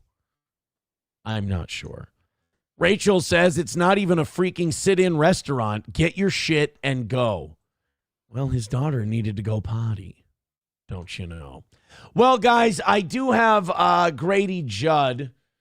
Nobody brings you a criminal report quite like Grady Judd. Now, we've been following Grady for years on this show, going back to when we were on radio, and we had Grady Judd was our second favorite. Clay Higgins was our favorite, but then he went to Congress, and we lost Clay Higgins. I did notice that Chad Zumach has been playing Grady Judd updates lately, which I'm not going to say he's stealing from me. But Steel Toe has been following Grady Judd for ages. Ages. Brett McCart, who, by the way, needs a membership, says, how do Mexican kids cut paper? With the Little Caesars. I like that joke. God help me. I like that joke. You don't have to. I'm not saying that you have to endorse it. I love that joke. Evil Gandhi needs a membership as well. Let's do those. We've only got 20 more memberships before we get to 400 for the night. Thank you. So Grady Judd, who's I think in his 70s at this point, Grady had to give a crime update that I'm sure when he started as sheriff was not a crime update he'd think he'd have to give. Then again, he's a sheriff in Florida. They've been fucked up for a long time. Oh, by the way, Ryan the Garbage Man says Little Caesars breadsticks are the shit. Here's the problem. You have to have been trash enough to go to Little Caesars to know that. So it's kind of a double-edged sword. Here's Sheriff Grady talking about a recent collar. Now, occasionally, I bring you stuff that you just can't believe, that you'll never get over. that may even scar you for life. Mersh and Chad Zumach in a shirtless duel. Sorry, I was just first thing that popped in my head. Scar me for life. But I got to introduce you to this guy. He's not from Polk County, of course. I don't think we got anybody from Polk County quite like this guy. Why, is he literate? This is... Does he have all his teeth? Matthew Zaccarino. He's 39. He's from Altamont Springs. And he's on this construction. My Florida people, let me know. Altamont Springs, straight shooters or weirdos? Is it like Ybor City kind of thing where it's all white trash, or is Altamont Springs okay? Site in a vehicle by himself. And as our deputies approach him to see what's he doing on this construction site, we see this dude wearing a red lace bra with... jealous? Not his fault that he's looking hot. Prosthetic silicone breastises. Oh, look at Sheriff Grady knowing some lingo from 1996. Look out. This guy's going to be bumping the All Eyes on Me album in his Corolla. Fuck. Breastises. Well, in fairness, Grady, I mean, what are you going to use if not silicone? What would you like the guy to use? Sand? It doesn't feel as good. Well, then we notice he's wearing a G-string. Well, yeah. What are you going to wear with the bra? Sweatpants? You got to accessorize. God, what are you, gay, Grady? Gay Grady, gay Grady. He doesn't know that with big fake titties and a lace bra, you have to wear panties with it. Fuck. Showing off the boys. You know what I mean? And then our two deputies say to themselves, Self, this is highly unusual. But is it illegal? I want to ask that question because I've always, I like Grady Judd as a character, but I think it's like people are like, oh, he should be a mayor or a governor. No, he'd probably be super fascist. I don't think you want Grady Judd to have anything higher than sheriff because, I don't think you need to bust this guy's balls, no pun intended. In fact, you should stay away from the fruitcake. I mean, he's probably on something. He's got his big fake titties out, but he's wearing a bra. He's got his balls bulging, but they're in ladies' underwear. Unnerving, yes. Unsettling, you bet. Illegal? I don't think so. I think he should be allowed to do this. But you don't realize how dangerous these situations are because under a prosthesis, we found a gun. Oh, shit. Well, that's not good. I mean, here I thought this was going to be all fun and games. Ha ha. Look at the guy dressing like a lady. I mean, you bring guns into it, it stops being as much fun. So he was armed trespassing. He said he was on the way to the costume party. We go, okay, where's the costume party? Well, he couldn't answer that, and then he sold up on us and quit wanting to talk at all. Can you imagine that? He's mad. Did you hear what I said? Mad at us for trying to find out why he's wearing lace bras with guns and G-strings or G-somethings or, ooh, it was ugly. Yeah, he's mad at you. He's trying to get to the fucking costume party. He's dressed like a complete whore. And here you guys are busting him up. I'd be pissed at you too, Grady. I don't think I'm on your side on this one. He hadn't shot anybody. He wasn't hurting anybody. Just trying to feel pretty, go to a party, and he brought a gun. You know how many people are going to try to fuck with a guy with giant tits wearing women's underwear? A lot of people are going to try and fuck with that guy. I mean, 1 in 5 women become the victim of sexual assault. He was just trying to protect himself. God, Grady, I didn't realize what a misogynist you were. Wanhead Rex says concealed weapons, they ought to be against the law. But enough about his ball sack.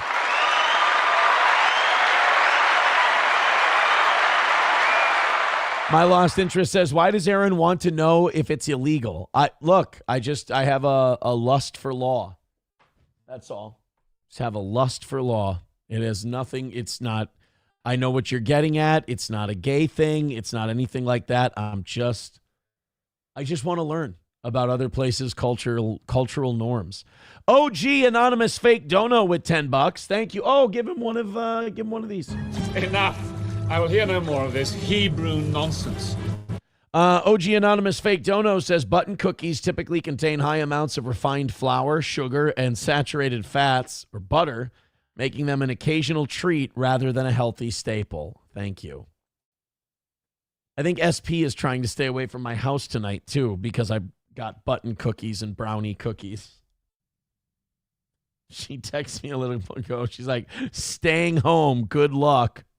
I think I bought cookies and now she doesn't want to come over tonight. Oh, no, I really goofed.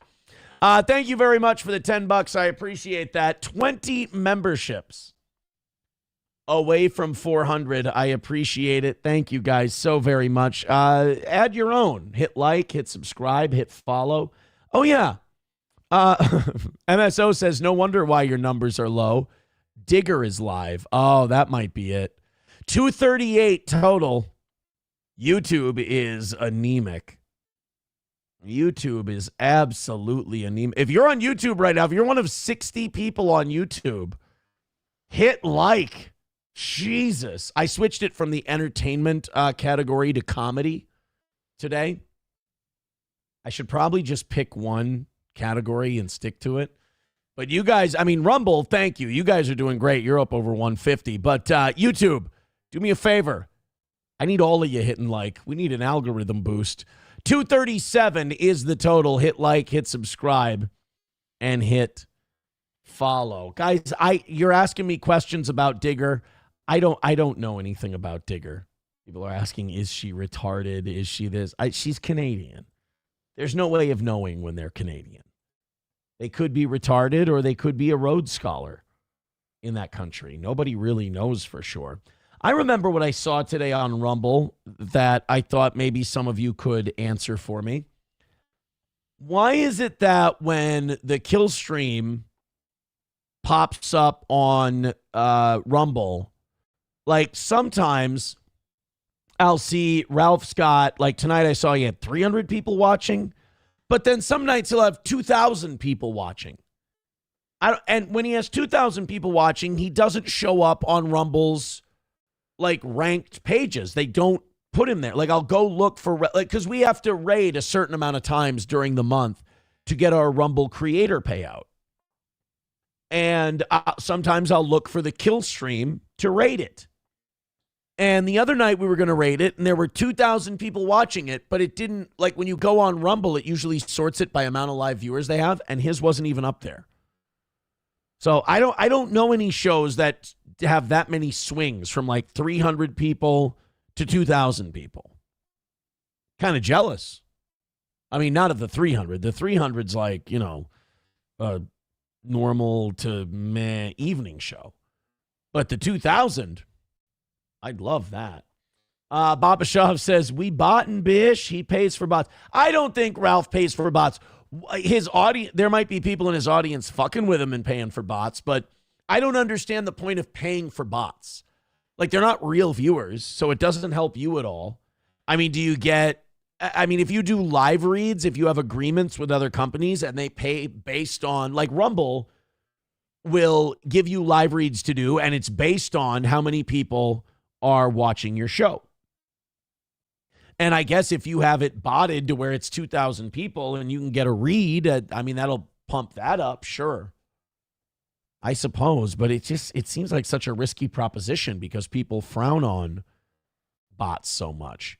The cleaner says it depends on the topic or if Ralph is stoned out of his mind. Yeah, but still, 300 to 2,000 is that's a huge swing. And again, could just be me being jealous.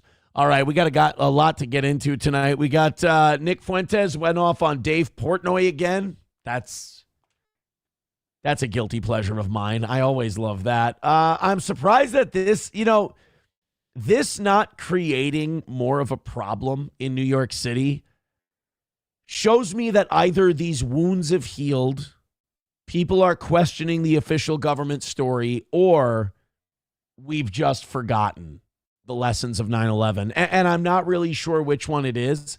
So New York City lit up some of their biggest monuments green in honor of Muslim Heritage Month. And one of the buildings that they lit up green for Muslim Heritage Month was One World Trade Center. It's just, yeah. No, let's not do that.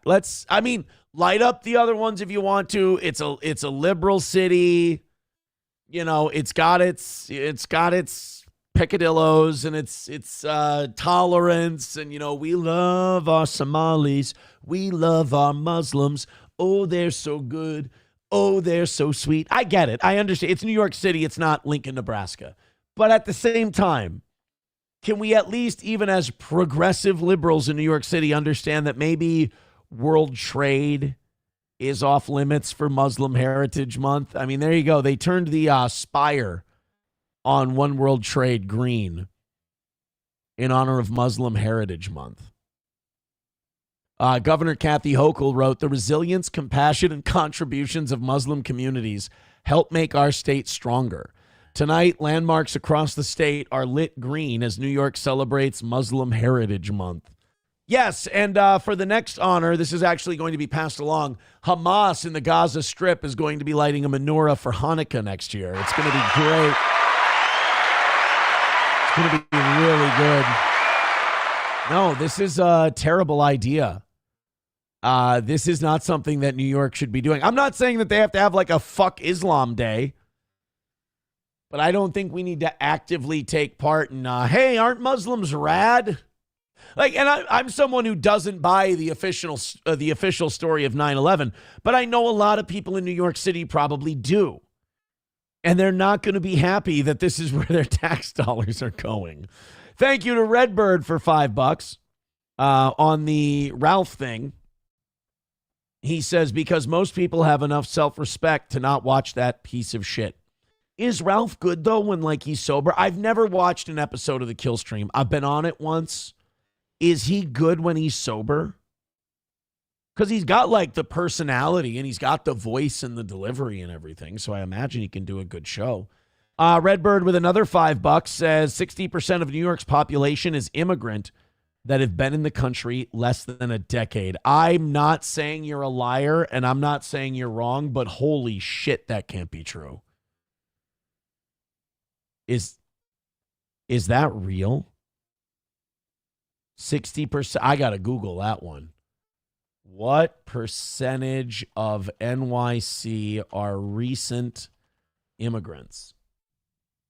About 38% of New York's population, New York City's population, are foreign-born immigrants, with around 3.1 million people. But the percentage of recent immigrants, those arriving the last few years, is lower, though growing, with significant recent influxes from South America and Europe. Between 2021 and 2023, people are ski-daddling. Wait, are they really from Europe, or are they from Europe by way of Sudan, Somalia, Eritrea, Libya? Like, are they European or are they European? Like, what are we talking about? Thank you, Redbird, for the 2 $5 drops. I appreciate that. 20 memberships away from 400. Appreciate it. Redbird with another $5. Oh, shit. Thank you very much, buddy. Appreciate that. He says, you and every other non-leftist in this country are going to my principles, my high road, and my rule of law out country away. I'm just pointing out that maybe a green light for Muslim Heritage Month isn't the best look. That's all. All right, 228 of you checking out this this fine evening show right now. I think we should probably just get used to between 200 and 300 for the evening show. Oh, by the way, I know I'm not supposed to address this thing, but I did for 2026 since things are going well and we don't need as much with other revenue streams doing well. I did drop a thing by a little bit. So you'll find out. Well, maybe you won't. Maybe in an hour and 5 minutes, you won't have to find out. We'll see. 20 memberships away from 400. Thank you guys very much. So, and again, New York didn't even really get a lot of heat for this. I mean, Not the Bee picked up on it because that's because Not the Bee wants you to still think that Islamic militants and Islamic terrorism is this big threat that we face in America when it's not. I think our ties to Israel cause us way more problems. I think us meddling in the Middle East causes us way more problems than Islamic fundamentalism. I actually think our presence in the Middle East, the way we do it now, attached at the hip to Israel, creates more Islamic fundamentalism because Islam thrives on being victimized. Islam thrives on being oppressed because then they're allowed to resist however they want. Well, I'm sorry, but in a lot of the Muslim world, they are being occupied and oppressed. So they kind of have an argument. And boy, when those Muslims feel oppressed, they sure do lash out. They can be bloodthirsty little fuckers. So maybe us joining in, we're not even creating the oppression. Us joining in on the oppression isn't exactly helping us very much. I mean, let me ask you this question. If one country in the Middle East that exists today could disappear overnight, I'm not saying anybody dies, I'm just saying it all gets memory hold. It never existed. If you could remove one country from the Mideast that would create the highest probability of peace in the region, who would it be if not Israel? I mean, you could maybe argue Iran. They're the only country powerful enough to challenge them and fund Hamas and Hezbollah. But then again, Israel would just fund Hamas and Hezbollah because that would give them reason to go invade more territory. I don't think you could get I don't think you could get peace in the Middle East by removing one country without it. I don't think you could have a shot at it without it being Israel, quite frankly. Sam Show, I know that's what you want. I don't go quite that far. Ooh, this is interesting. I mean, file this under I'm really intrigued by this, but I don't think anything's going to happen. 2 weeks ago, I told you guys about Minnesota's vouching system, not vouchers, vouching system for voting.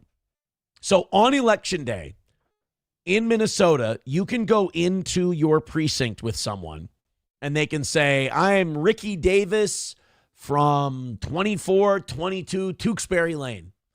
And I can go to and they can go, oh, do you have an ID? Do you have a electric bill or anything that proves you live there? And they can go, yes, I have my friend Aaron. He says that I live there. And they'll go, Mr. Imholt, and then I'll tell them my address. Is that true? Does this person live there? And I can say, absolutely, and they should be registered to vote here. And they'll register you, and you get to go vote, and that ballot goes in. And once that ballot goes in, there's no removing it. So whenever it's adorable when Minnesota says, well, we have no evidence of fraud in our elections. Well, of course you don't have evidence of fraud. Once the person gets vouched for and they drop the ballot in the machine, there's no paper trail. We don't know which ballot is there, so we can't remove any of the ballots. So you get in, you commit the voter fraud, you commit the vouching fraud. Maybe they can catch it after the fact, but you've already had the impact on the election. Well, now the Department of Justice has announced that they want to see Minnesota's records on same-day voter registration practices. Now, if we have Somali fraud in healthcare, and we have Somali fraud on food stamps, and we have Somali fraud on feeding our future, and we have Somali fraud in autism, and we have Somali fraud in daycare, you don't think that they're, and again, as the legislative auditor here in Minnesota called them, a very delicate voting bloc. That's why the whistleblowers were turned away for years. You don't think that we're helping them fuck around when it comes to our elections? When we have such an exploitable loophole, such as the vouching system? I mean, look, do I have hard evidence? No, that's the whole point of the vouching system. You can't get hard evidence. But I also have common sense and I can recognize patterns. And why would you stop at daycares? I mean, that's trying to get money out of the federal government. That's difficult. Showing up saying you live in a place, or it's supposed to be difficult. Saying on election day that you live in a place and having someone vouch for you, that's fucking easy. So, I mean, you can show them Minnesota's records on same-day voter registration, but I don't know how far you're going to get. The vouching thing is so hard to trace. The U.S. Department of Justice on Friday, what you have to do is you have to make laws that goes after the person who's vouching. Like if you get caught vouching for someone and it turns out that they don't actually live there, 2 years in jail.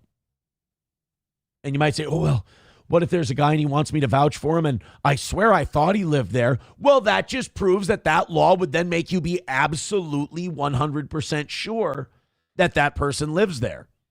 I think if you put the punishment on the voucher and not the vouched for, I think it would be a more effective law. In a letter dated January 2nd, Assistant Attorney General Harmeet Dillon requested documents connected to the same-day voter registrations during the March 5th, 2024 presidential primary and the November 5th, 2024 general election, citing concerns that Minnesota's vouching system may violate federal election law. If it doesn't, it should. I mean, there's no way in the 21st century that we should have a voting system where you go, oh, yeah, he's that guy. That sounds like something you do in ye old village in England in the 1400s. Doth think I'm lying? We will cut the head off this chicken and the beast will run around in a circle. And if it falls on my side, then I'm right and God's with me. Now, the basis and purpose of this demand is to ensure Minnesota's registration and voting practices are in compliance with federal law. And this is the crazy thing about looking into this. I'm sure it's not, but none of them give a shit about fraud and nobody gives a shit to look into this stuff, so nobody's ever bothered. It's probably not going to be difficult to find. What's going to be difficult to find is someone willing to go after them on it once they find out. Because Keith Ellison isn't going to jail for fraud. Tim Walz isn't going to jail for fraud. Ilhan Omar isn't going to jail over this fraud stuff. The best they can hope for is to get resignations out of these guys. Like Walz isn't running for re-election, but they might still get a resignation out of him. They might get a resignation out of Keith Ellison. They might threaten him with charges to get them to resign. But I don't see this shit going anywhere. No, the reason is simple. Nothing ever fucking happens with this stuff. Is it serious? Oh, you bet. It's really serious. Like, this is the integrity of our elections. Remember when Donald Trump was denying the 2020 election results and Democrats were harping about how, oh, our elections are sacred and, oh, we have to protect the sanctity of our elections. We're not really hearing anything about this because they get to parade Somalis into different precincts. You can vouch for up to 8 people in an election. 8. And that's at one precinct. How's another precinct supposed to know if you go there and you do it? They might be able to find out after the election, but again, ballots cast. Who gives a shit? Dillon said the request was made under the Civil Rights Act of 1960 and raised concerns about Minnesota's compliance with the Help America Vote Act of 2002. In a post on X, Dillon said Minnesota's vouching system for same-day voter registration appears facially inconsistent with that law. And again, I'm sure you're going to be able to find ways in which our system is not compliant with federal law. But the question is anything going to happen? Is anybody going to do anything? I'm really, really skeptical. I'm getting to that point now where in my adult life, I've seen this cycle rinse and repeat too many times to think that anybody's going to get into trouble. That's all. That's all. Let's go to Redbird with $1. He says you'll never accept that Islam is a religion of contest and that they have spent 1,400 years stating that the West is their next target after Israel. Did I not say that? Did I not say that they do oppression very well? Redbird with $1 says, and that they would go from an 80-20 split of attacks on U.S. from Israel to 100%. All right. We'll be ready for them. But I'm not going to fight on behalf of Israel, especially when Israel is, I mean, come on, don't bullshit me. Israel's winning the fucking body count. Let's not pretend that, the bloodthirsty Muslims, they're attacking all these poor innocent Israelis. The Israelis are fucking them up women, children, people who have never thought of a violent jihad in their life. I mean, Jesus, what else? Did you think that the big bad wolf was real when you were a little kid? I mean, the world isn't a movie. The world isn't a fairy tale book. The world is very complicated. There are no good guys. There are no bad guys. There's a lot of guys pursuing their own self-interest, and they're all different shades of manipulative and evil.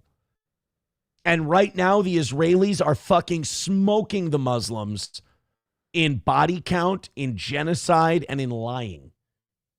So I'm sorry if I don't see Islam as the next big thing in evil. I'm sorry. Baba Shab says, not even defending the Dunes, but it's true. No, he's absolutely right about that part. But let's not pretend that they're the powerful entity that's taking shit over. They're not. They can't even control their own region of the world. Yeah, Baba Shab says Israel vaporizes like 1,000 of them for every 0.5 Israelis killed. The Jewish faith in that regard is very similar to Islam when it comes to Islam and Israel both feel like you can lie to infidels.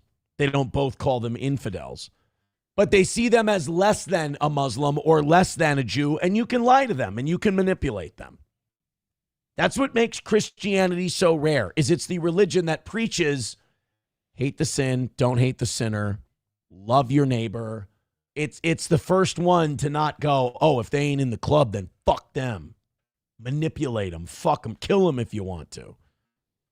So, I'm sorry. I know you want me to be a certain way on Islam and pretend they're not like, and pretend they're totally different than, than Judaism. They're not. They're not. Let's go to the texts. Did you see the welfare chart Trump posted? It was the percentage of immigrants on welfare. Yeah, I did see the Somali one. It depends on what numbers you believe. It's anywhere from 48% of Somali families to 71% are on welfare. Again, let's bring first and second world people into this country that can help us when we need them. We'll open up immigration to a quota from certain places, and then we'll shut it down when we have enough, like we used to. But no more taking in third world people. They can't keep up. They can't catch up, and then they take advantage of our good nature and us willing to give them welfare money to get them on their feet, and we get a piss-poor return on investment on the third world. A really bad return on investment. So let's shut that shit down. What do you say? Anyone with a forehead bigger than mine is not allowed in this country. I'll be the measuring stick. Anybody whose forehead makes this one look respectable, out, gone, done.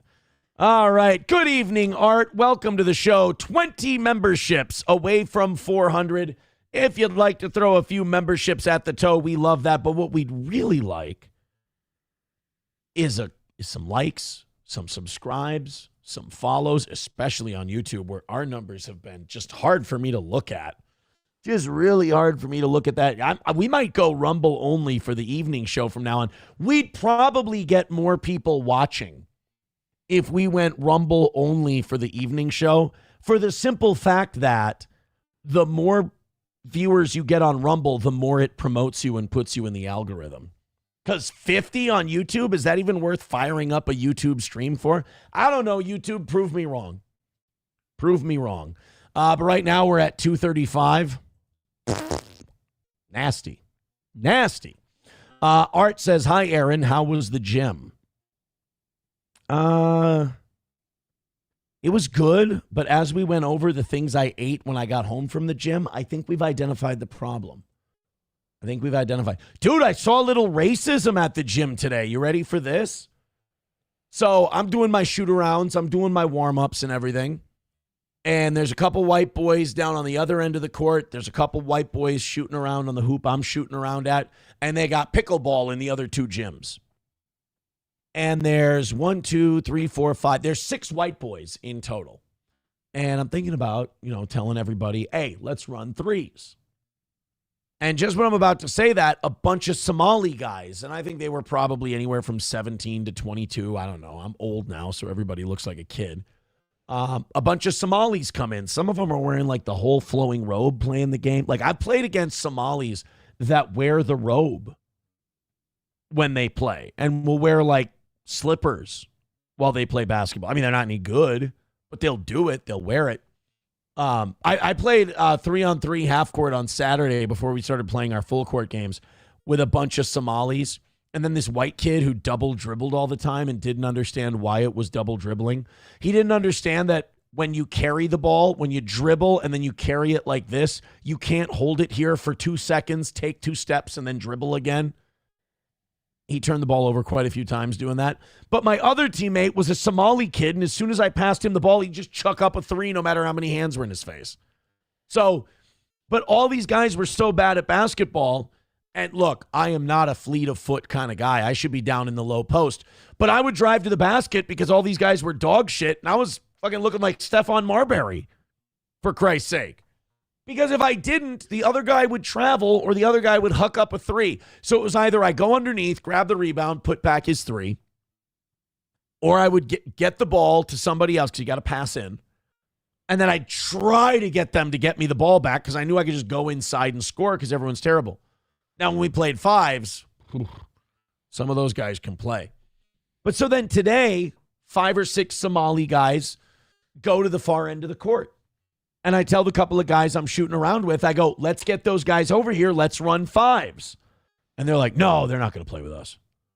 I'm like, what? Why don't we just run 2s? And I go, I'd rather run 3s. I don't want to run 2s. It's lame. I don't like running 2s. 3s half court or 5s full court or 4s full court. And I said, no, let me go down there and talk to those guys. No, they're not going to play with us. They're going to play with each other. And then the other guy's like, yeah, and I don't know if I want to play with them. I'm like, oh, shit. Like the basketball court is supposed to be the one place where it's like, I don't give a shit what color anyone is. It's fucking, we got enough people to play 5s. Let's play 5s. These white guys, I kind of got the vibe. Like they did not want to play with the Somali guys. And then I go over to the Somali guys and go, hey, guys, run 5s? Let's run 5s. And the Somali guy's like, what? 5s? Yeah, let's go 5-on-5, full court. What do you say? Let us warm up first. Like, okay. So they're like playing some version of 21 tip where, the guy shoots, they all miss, guy gets a rebound, takes it back, clears it, chucks some shit up, he misses, next. And they're playing that. I'd already been there for a half hour, 40 minutes. I was going to go to the weight room, then do the sauna. I'm sitting there, I'm shooting around, and I'm like, fuck this. I'm going to leave. And I go back after I'm done lifting and doing the sauna. The Somali guys are still off playing by themselves. The white guys are over on the other end. Nobody's playing a game. Total segregation. Total segregation on the basketball court today. Terrible. Terrible. $1 from Redbird. Thank you, buddy. He says, you're completely right as long as they're all overseas. The ones that are here will continue to exponentially reproduce until they are the majority voting group, gain power, and then it's convert or die. Well, we can fix that if we fix our goddamn immigration policy and shut this shit down. Art says, God, me and my big mouth. Right? Art asked.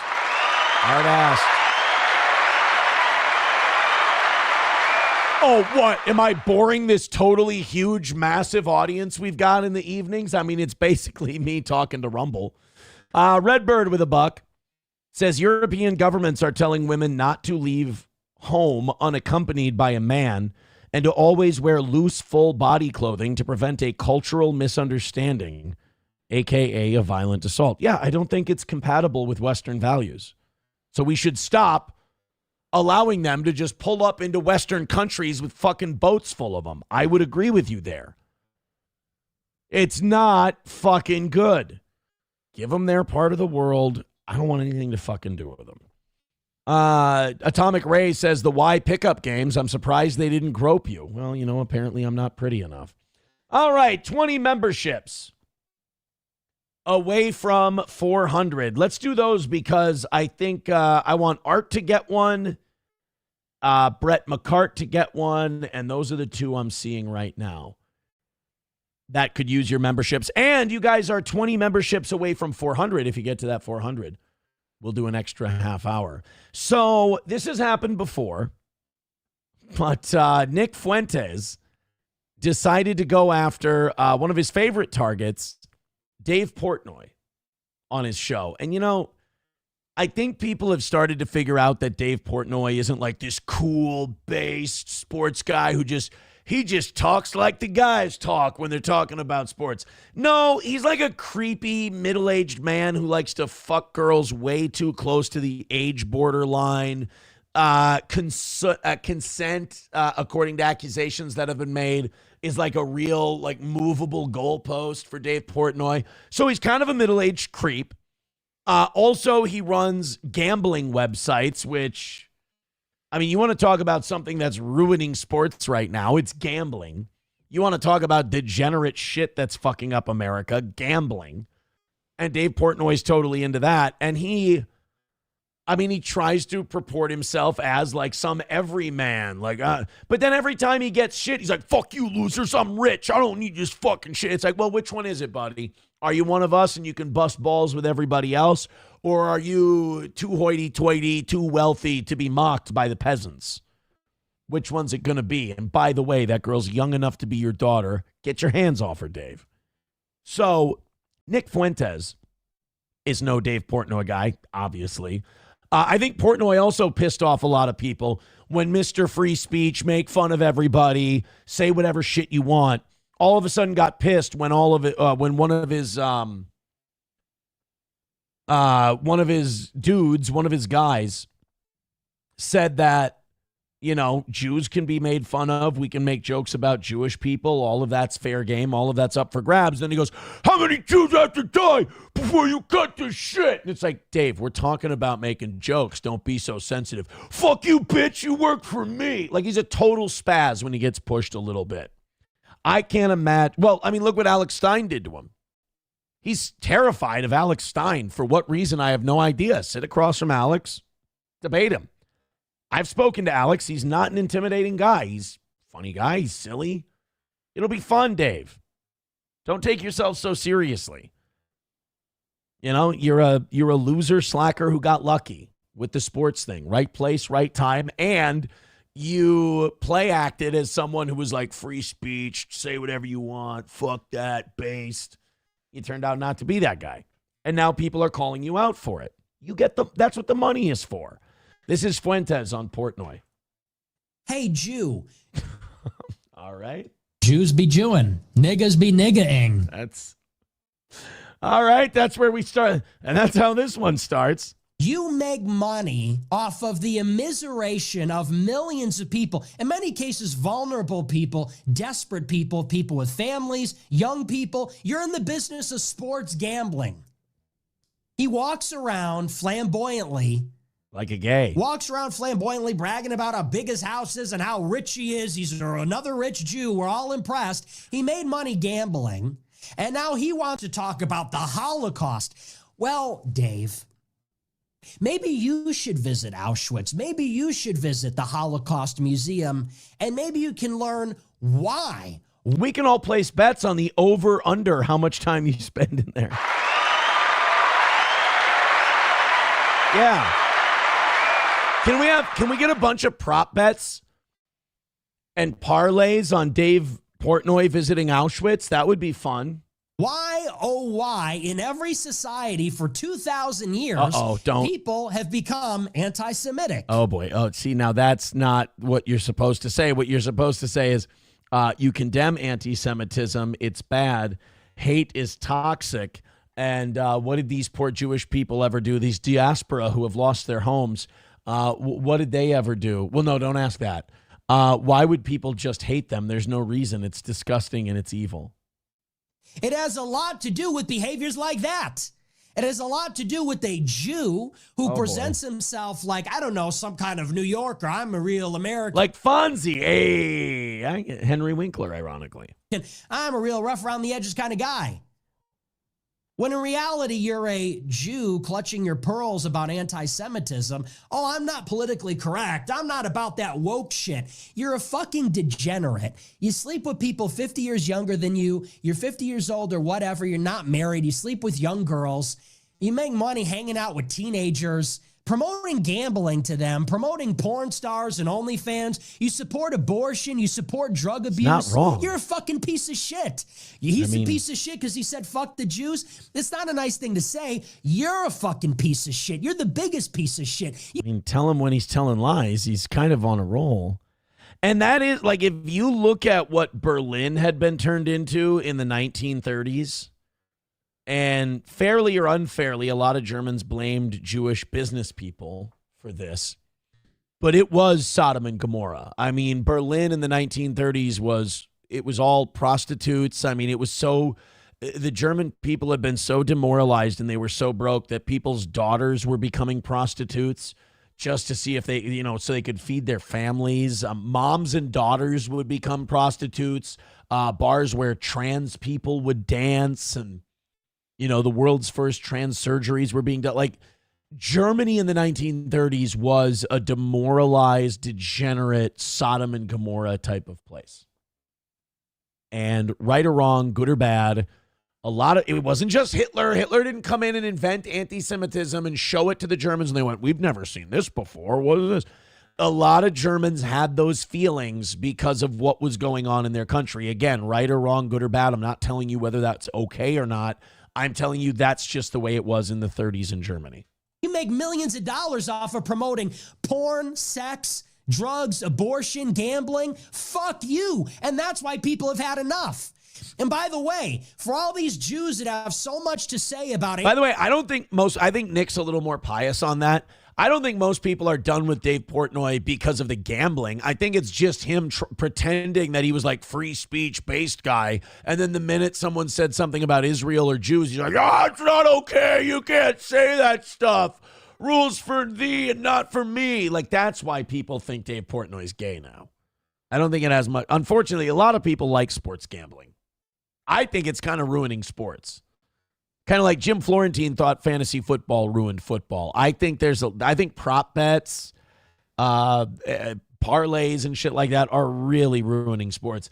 Some people were accusing the Packers of fixing things because they were down 16-0 to the Vikings.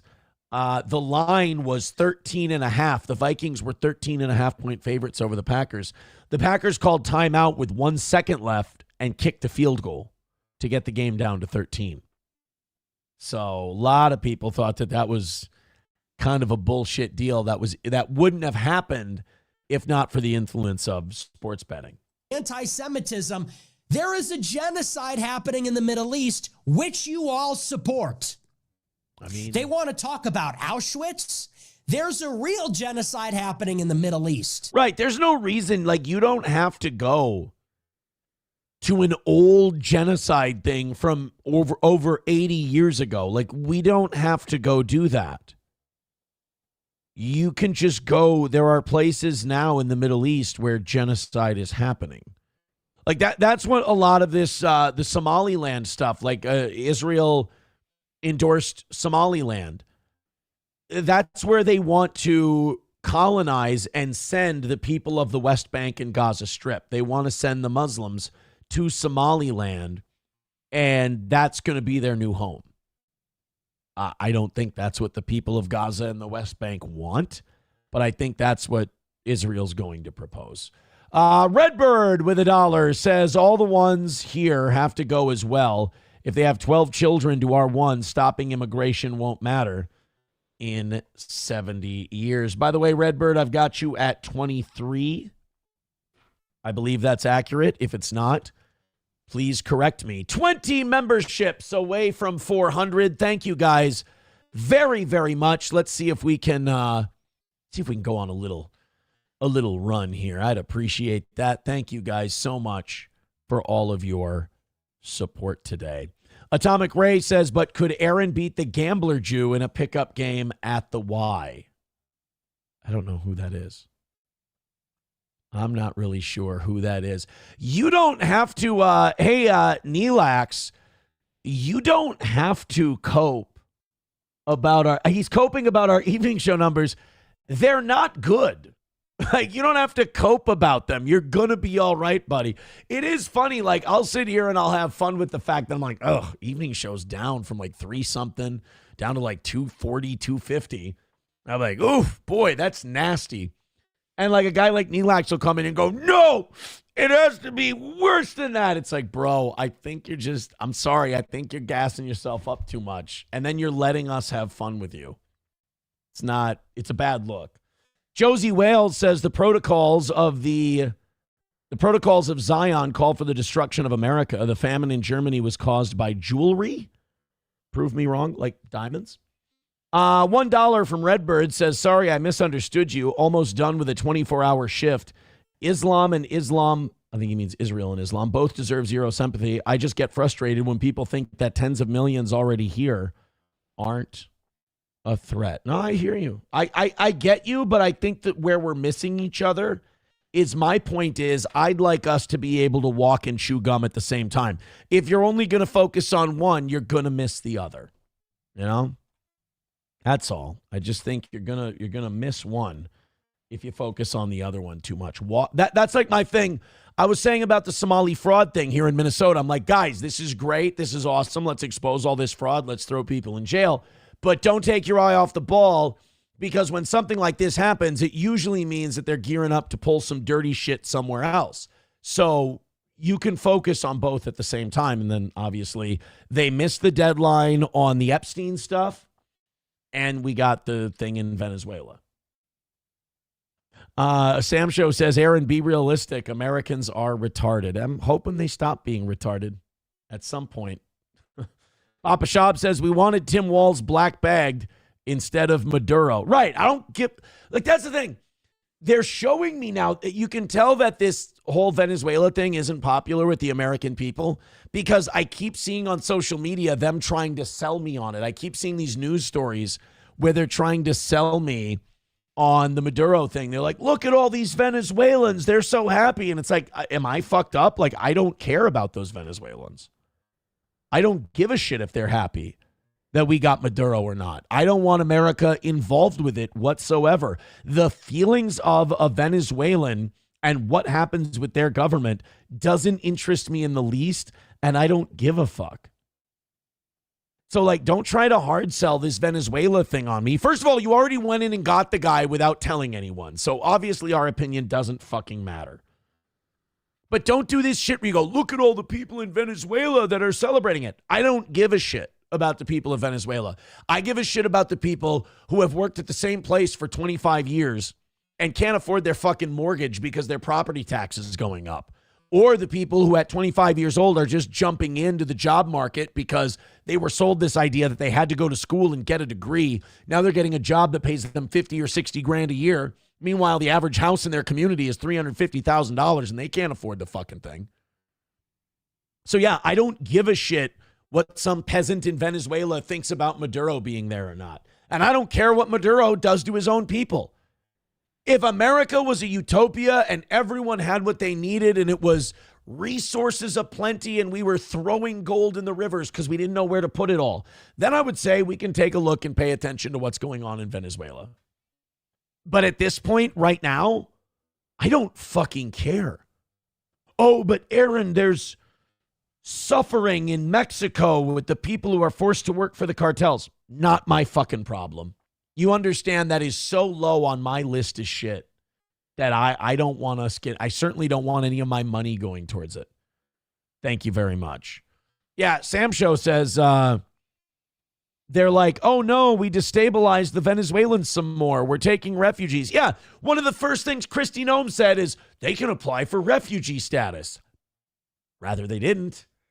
Haven't you been spending the last 20 years of my life telling me how backwards and fucked up Venezuela is? Now you want to bring the people who have been living in a fucked up backwater over here like a game of double dutch, like they're going to be able to jump in? No thanks. No thanks. And by the way, if Israel wants to go bomb the shit out of Venezuela and kidnap their leaders, fucking go for it. Don't drag us into your bullshit. You want to go fight people? Go fight people. Have some fucking balls and do your thing. But no, you need us. You need to run behind us. You're Jack Doherty. We're the big black security guard. that you run behind when you pick a fight. Why? Because if you didn't have the United States backing you, Iran would hold you down and fuck you in the ass and probably be justified for it. Probably be justified.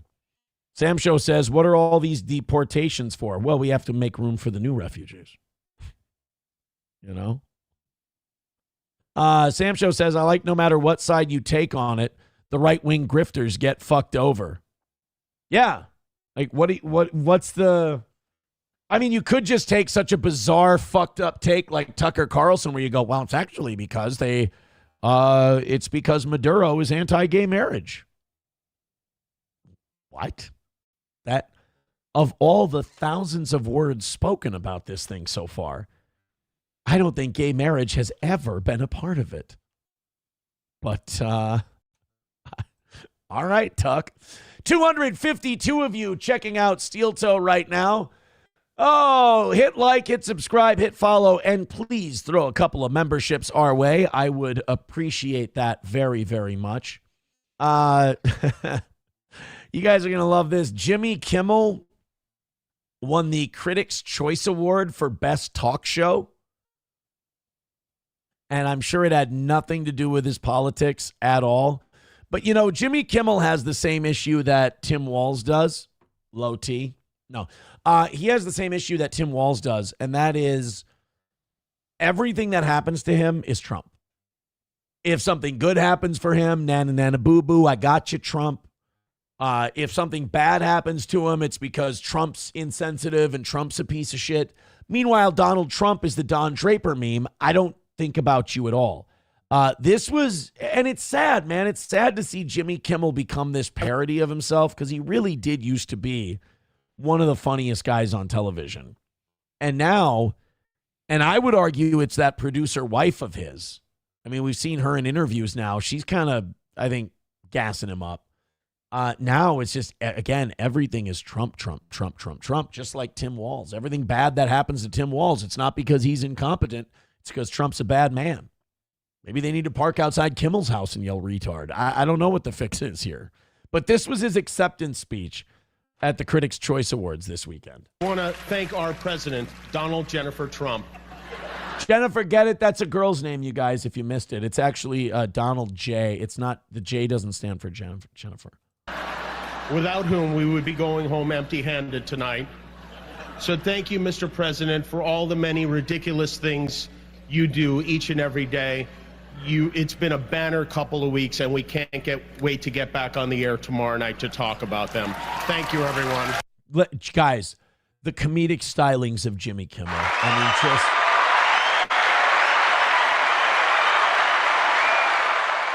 It's so weird to watch someone obsess over someone else and then have that person go, okay. Just go, all right. Yeah, no, you're healthy. You're fine. I think now that it's over and I've won, I think that's how the history books are writing the Imholt Onion War. It's just a bunch of people yelling, I hate you. You're the worst guy in the world. I'm going to ruin your life. And then the other guy going, not before I do, fucker. And then the other side just going, fine, we give up. It's not a bad move. You might have wasted a couple years of your life, but I don't think you were doing anything with it anyway.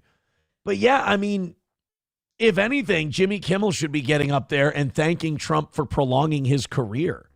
I mean, without the Trump shit, what would Jimmy Kimmel have these last few years? His comedy, his jokes, run by his incredibly liberal wife? I don't know. I don't know if it can stand on its merit. That's all. 09 Canyon says his eyebrows are waxed and shaped poorly for his big old face, and it looks like he's had work done. Well, he's getting older, and it's Hollywood. You kind of, I mean, it's obviously wouldn't be the first. Can't really. That's a hard one to shit on him for, you know? Jelly for the Smelly says, Aaron definitely repping the Axis in the war. I am not. I am glad that the United States fought against the Axis in World War II. However, being of German heritage And the fact that the British were committing war crimes on the high seas in World War I and doing really underhanded shit to the German Navy and the American Navy, I do think we should have sided with the Central Powers in the First World War. I mean, think about it. The Austro-Hungarian Empire had their Archduke, the guy who was being molded for leadership after Franz Joseph dies. Archduke Franz Ferdinand was assassinated in Serbia by separatists. Of course, Austria-Hungary should have had the right to go into Serbia, occupy the place, find the people who did it, and kill them. They should have that right. But instead, Russia and France guaranteed Russia guaranteed Serbia's sovereignty, so they declared war on Austria-Hungary. Germany said that they would support Austria-Hungary in a war, so they declared war on Russia. Then you had the Germans went through Belgium to fight the French. The British promised Belgium sovereignty, so they declared war on Germany.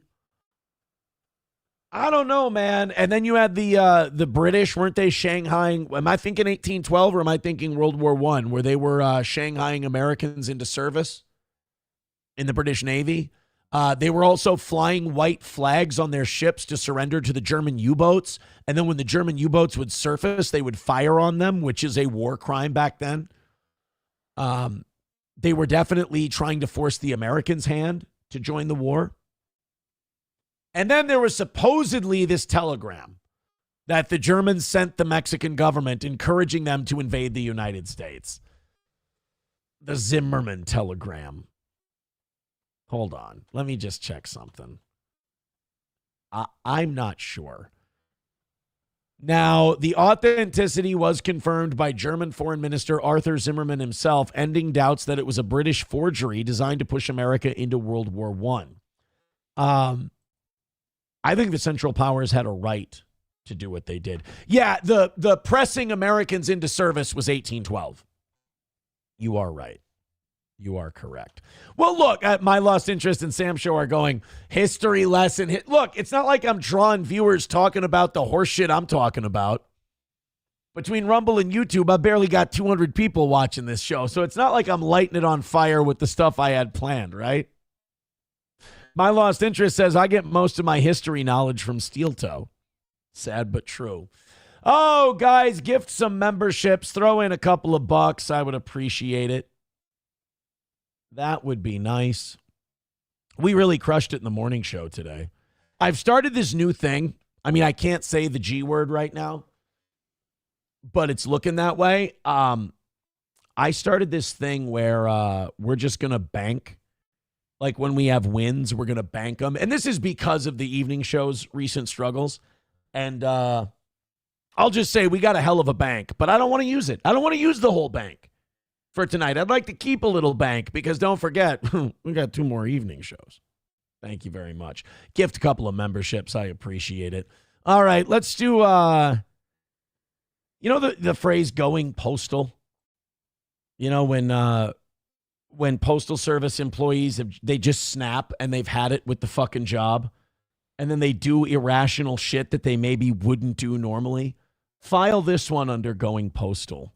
We have more details from an incident in an Escambia County neighborhood we first told you about yesterday.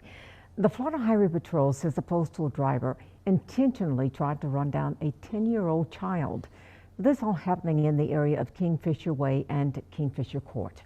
That incident happened on December 27th, but troopers did not make an arrest until New Year's Eve. WEAR's Brent Kearney. Holy shit, this lady's putting me to sleep. This might be the worst local news I've ever seen. A postal worker tried to hit a kid with a truck. How do you make that boring? A postal worker tried to run a fucking kid over in a neighborhood, and this lady is making it sound like, Miss Lippy's car is green. Billy likes to drink. So, holy shit, it's a guy trying to run over a kid. That's fucking fascinating. To the postal service. Throw it to the guy. He knows how to do it. By the way, Gonsbo with $2 says, seems there's little to no direction guiding you. Oh, are you kidding me? We got so much shit prep for the show. I go off on my asides from time to time. But I digress. Sorry, I had to. Service says they are actively looking into this and are working to get me more information. But both FHP and neighbors that I spoke to in and around the neighborhood say that postal worker went way too far. Allegedly. Holy shit, this news organization is terrible. What the fuck? Walking in the area of Kingfisher. Is this a bit?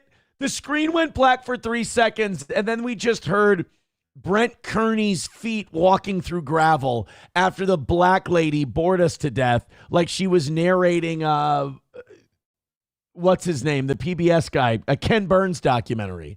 Jesus. Guys, it's a story about a kid almost getting run over by a mailman. Pick it up. Or it'll be hard to find something out of the ordinary. But what happened here on December 27th, neighbors had to read to believe. What comes to your mind when you read that? It's heartbreaking. This is a very quiet neighborhood. This FHP report... Really? You live there? Quiet okay. State's postal driver William White Jr. dropped off a package at a home in the area of Kingfisher Way in Kingfisher Court. Kingfish! Sorry. A 10-year-old noticed the package was delivered to the wrong home. The report states the 10-year-old got on his scooter with the package to deliver it to the right home. Wow. So the kid, usually kids are being dicks and they're being pieces of shit. And the Postal Service guy he'd had it that day and he tried to run him over. This kid was actually trying to do the right thing and be a good neighbor. Troopers say Williams thought the child was stealing the package and then purposely drove the Postal Service truck toward the child. Troopers say ran over the scooter. That's what it says. It said that in the thing. He skipped that part because this news organization is hell-bent on being the most boring fucking news organization in the country. But he ran the scooter over. So the kid bails on the scooter and the mailman runs him over. I mean, look, if you think the kid's stealing the package, I get it. Shitty thing to do. Your immediate impulse to run over the kid, that might be indicative of something you need to commit some time to, brother. Was able to jump off the scooter at the last second and suffered an ankle injury. The child was taken to the Studer Family Children's Hospital in Pensacola for treatment. This isn't just a simple oops crash with a 10-year-old in the road. This is an intentional act by a United States postal worker trying to run over a 10-year-old. Okay, so let's play this out. Kid goes to get the package. He's going to put it at the right address because the mailman fucked up. So he's going to fix your fuck up. You get incensed, you get angry, and you try to run the kid over. Let's say you succeed and you hit the kid with a car. His head is cracked open. He's bleeding. He may die. Meanwhile, that package is now in the middle of the street, and if it's fragile, it's broken. What was the best case scenario that you saw here? I think he did go too far. Well, if anything, controversial. not to chase the kid, maybe try to find a parent or adult to talk to, because as I read the article, the kid saw the address was just a mistake, and he or she was just trying to help. Yo, I'm not trying to be controversial on your news or nothing, but I think the mailman that tried to commit vehicular homicide against a child went way too far. Wow, that is, we'll be back with point counterpoint on that one. The report Here's a man who says more mailmen should be running over children. White then yelled at the child and grabbed the scooter, which was underneath the postal truck. The report says the parents of the child then tried to confront White. FHP says White dropped the scooter off in a nearby yard and left the scene. What a dick. 3 days later, after troopers interviewed witnesses, White Jr. was arrested and taken to the Escambia. He kind of looks like Matt, doesn't he? I mean, he kind of looks like he could co-host evenings, so maybe we could draw an audience again. County Jail. It's amazing what a small conversation would do in a situation rather than jumping straight to use of force, or putting your hands on somebody, or just really. Bro, this is the Postal Service we're talking about. Just putting their hands on people and committing violence is kind of what they're known for, really. I mean, if you were looking for reasoned discussions, bro, you came to the wrong place. This is the Postal Service. You just be glad he didn't shoot the kid, because that was probably coming next. Guy's had a rough day, clearly. Redbird with $1 says, don't forget that Germany was helping the Ottomans build a pipeline that would have broken Great Britain's worldwide monopoly on oil. Yeah. I'm not against joining the Central Powers in World War I. If we join the Central Powers and they win the war, we probably get parts of Canada in the deal. and also maybe parts of Africa, not that we asked for it, but also no Hitler. If we join the Central Powers and Germany wins the war, we get some extra land from the Brits. And also, Germany never gets demoralized. There is no Treaty of Versailles. 6 million Jews would not have been killed. Hitler would have been averted, and there would have been no Holocaust to bitch about. Me mum died. We wouldn't have me mum died in the Holly guy if America would have fought for the Central Powers in World War I. Daniel Finkelstein would have had to make it on his merit and not, me mum died in the Holly. So, I mean, I don't know if that changes your opinion or not. My Lost Interest says, at least the kid could die to make this story not so boring. I mean, to me, a kid nearly being run down by the mailman is exciting. Nobody at this news channel thought so. Mad Move says, Fatty definitely is trying to grow hair out longer to make him look less bald. I just got a haircut last week, you retard. If I'm trying to grow the hair out, I really did fuck that one up. Papa Shab says he looks like the third mystery Brennan brother. You know what? You know what? I can see it. My Lost Interest says Venmo and PayPal not working tonight. What do you mean? Oh, hold on a minute. Give me a second. There we go. OG Anonymous Fake Dono. Just wait, it's loading. I will read it momentarily. It'll get there. OG Anonymous Fake Dono, double digits, dipping into one of my Christmas cards. Thank you, OG. I appreciate it. I'm not going to tell you where we're at, but knocking out that 20 and getting to 400 would get you guys an extra half hour. And, you know. As far as is PayPal working tonight, I haven't seen any notifications. That's because there are none. My Lost Interest goes, is PayPal working tonight? Yeah, it seems like PayPal's working great because it hasn't sent me any notifications this evening and nothing's come in this evening from PayPal. So I think what My Lost Interest is trying to say is, would anybody like to test it out and see if it's working? Also, a gifted membership hasn't come in for quite some time. Maybe that's not working either. We'll see. Did I do it right? My Lost Interest? I'm trying to do it right. 257 is the number for right now. We're going to have to go back to the old days where the evening shows used to do between 2 and 250, and I think I'm just going to have to be happy with that. That's good. I mean, we're having fun, are we not?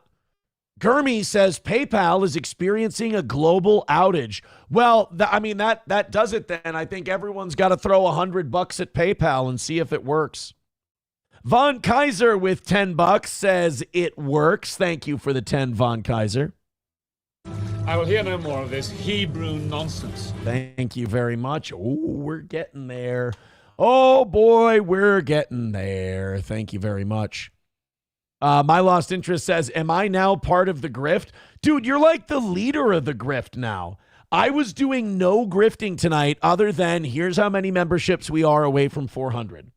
That was my whole grift. You're the one who did is PayPal. I wonder if PayPal and Venmo are working tonight. Oh me, oh my, I have no idea. So, I mean, I'm in the clear. Very rarely am I not the biggest grifter on my own program. Worrying update. Oh, I don't want to depress you guys with this shit when we got 15 minutes left. Worrying update on mom and pop bankruptcies shows recession has begun. You know, I go around where I live and I see like Saturday, like SP and I went out on Saturday night and we're just looking place to place as we're driving by places and we're going, God, a lot of these restaurants are empty. A lot of, people aren't going out. Dive bars were full. But like restaurants and shit like that, just not that many people there. And we're like, we said like, I've got this bad feeling. Like it just feels like there's a bad vibe in the air. right now in terms of like what's going on in the economy. It's not on a spreadsheet. It's not on a ticker. It's not on CNBC's Chiron or anything like that. It's just, I feel a vibe from people that things might get worse before they get better. I don't know. Again, it's a feeling. It's not scientific. Sandy Squatch with 5 gifted memberships. Thank you very much. Over on YouTube. Hey, gift those memberships on YouTube. We love those too. Enough. I will hear no more of this Hebrew nonsense. And definitely renew those memberships when you get them. Guys, look at you. My Lost Interest Grift is doing great. Thank you for the grift, My Lost Interest.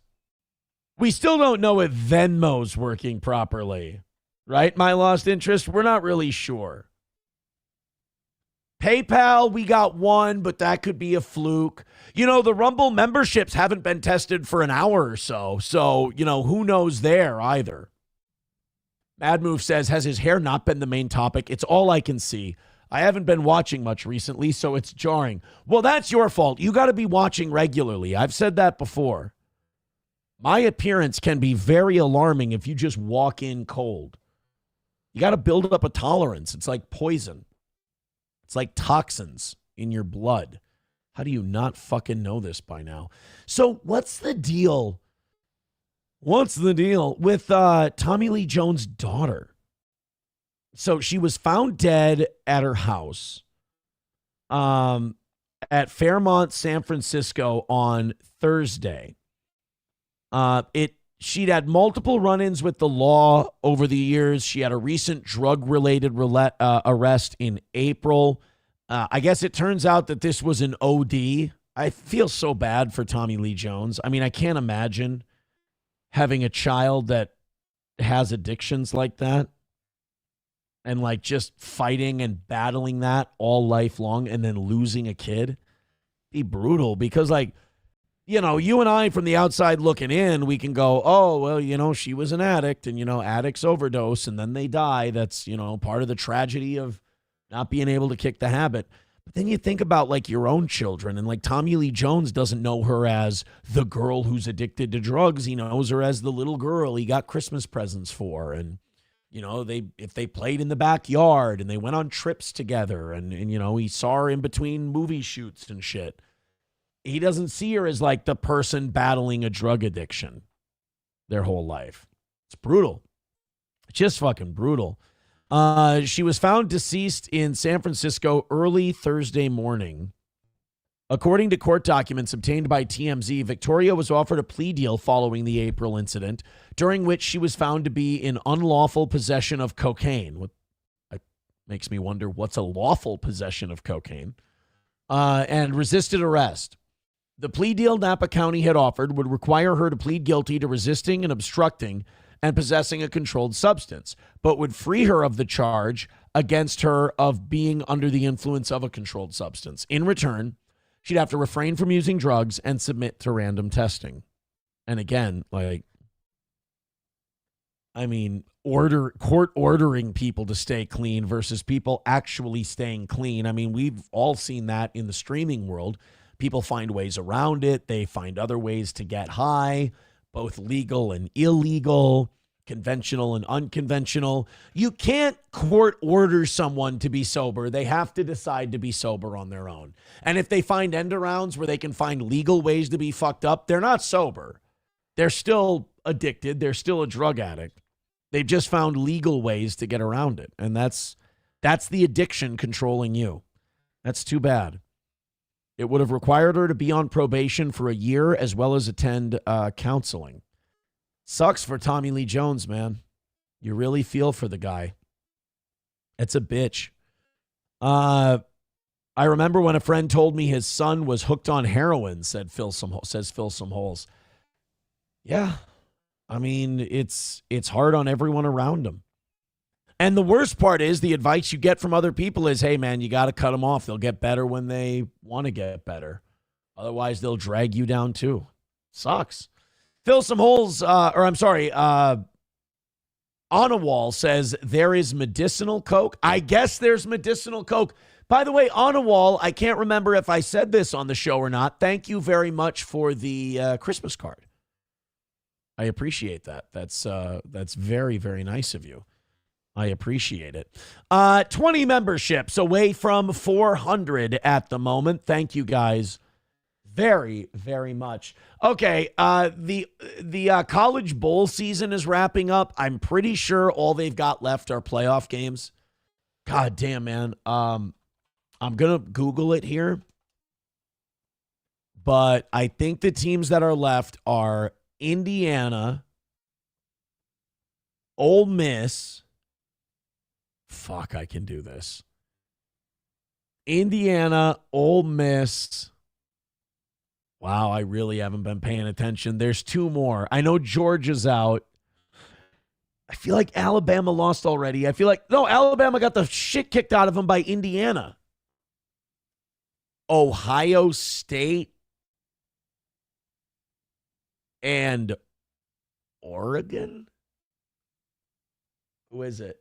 Ole Miss, Indiana, Oregon, Miami. Oh, that's right. I knew that. Miami beat Ohio State on New Year's Eve. Fuck, I almost got it. And I really haven't given a shit about the college football playoff either. Boy, did I look stupid on that Tulane James Madison thing. Because remember, I was the one saying, let him give it a shot. That's an interesting experiment. And then both of them just got wiped the fuck out in the first round.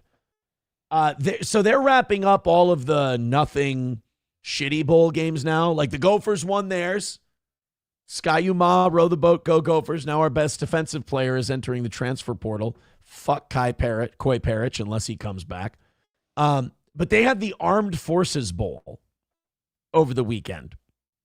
And they were going to do this really cool thing during the game where guys parachuted in. Military guys parachuted into the game. For at least one of the parachutists, it was not a fun time. Let's check this out. He's got the flag attached to him. He's coming down. Oh, shit. Oh, shit. Oh, shit. Oh, shit.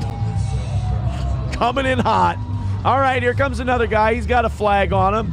He's coming in hot. This one looks a little... Oh, shit. So he's caught in, like, the cable netting for like the field goal posts and the TV cameras. So he gets his parachute caught in the wires and caught in the net.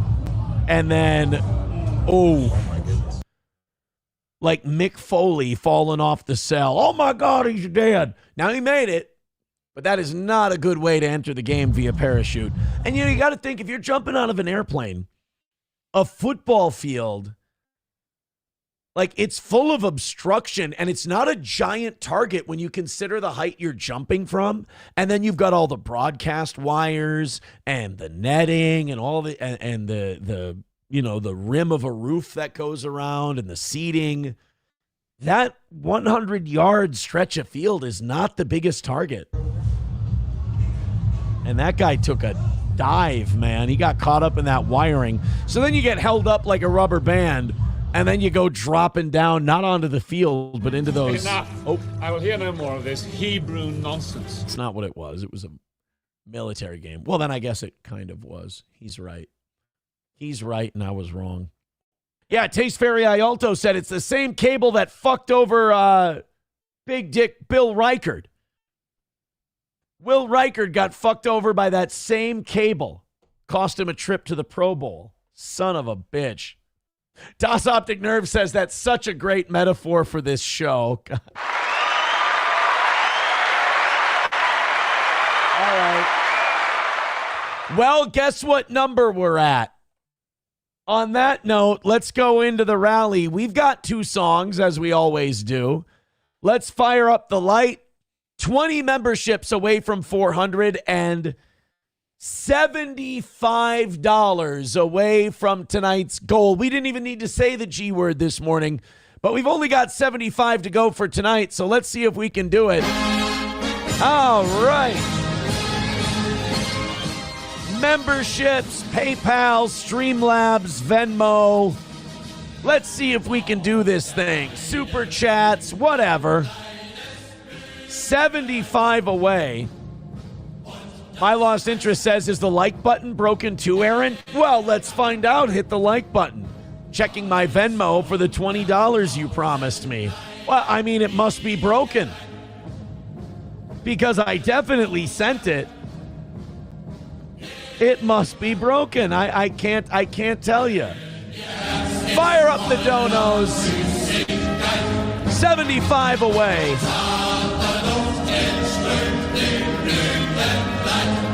Throw in your goy bucks.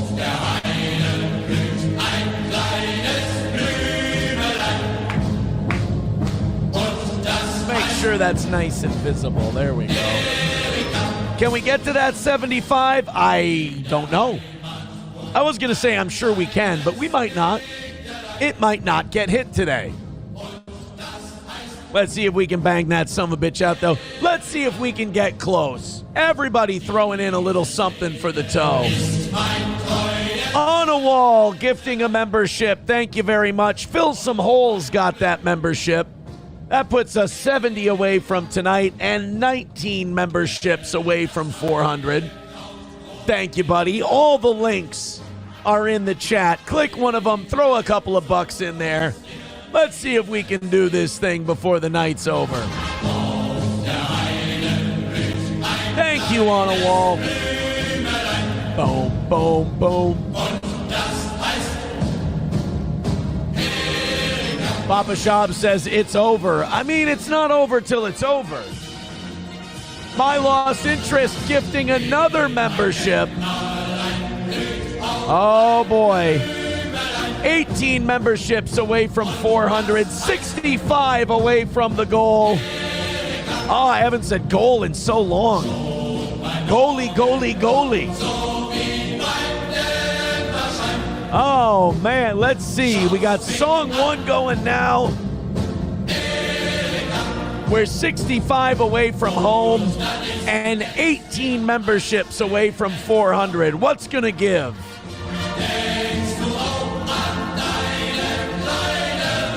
Papa Shab says it's Tover.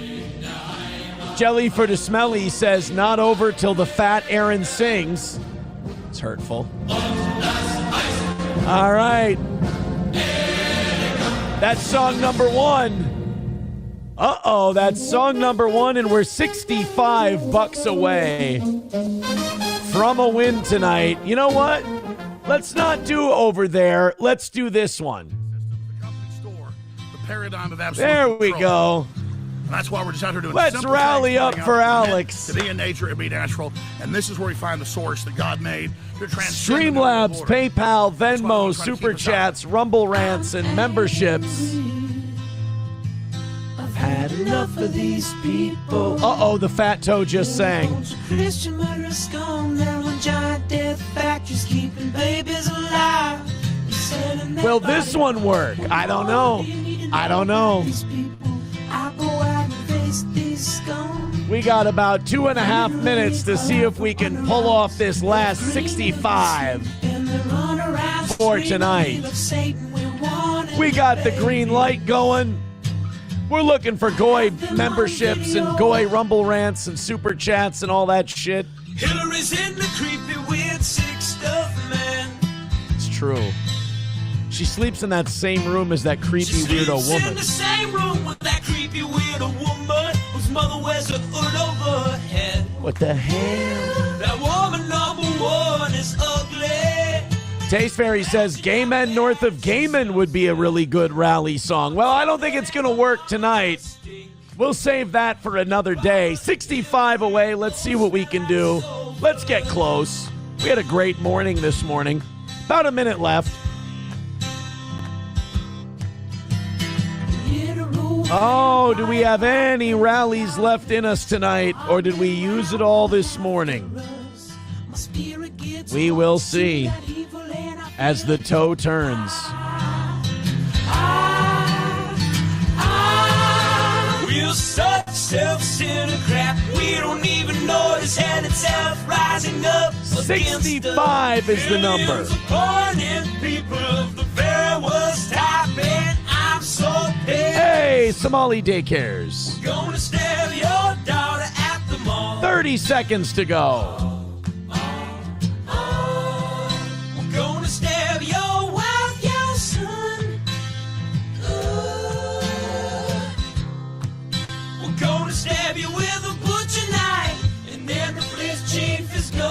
What's he going to say? Everybody's singing. We love our Somalis. We love our Muslims. Oh, they're so good. All right, let's see what happened. Let's see if we got a shot. I was watching Fox News as I worked out this morning. All right, how'd it go? Nope, nothing. Oh, well, guys, what do? I did say that because of the struggles of the evening show lately, I have been banking the over. We were way over this morning with 80. We're dipping into the bank. We're knocking out tonight. We're gonna use the morning to rescue the evening, and we've got 15 left in the bank. Let's see if we can make it again tomorrow night. I appreciate you guys.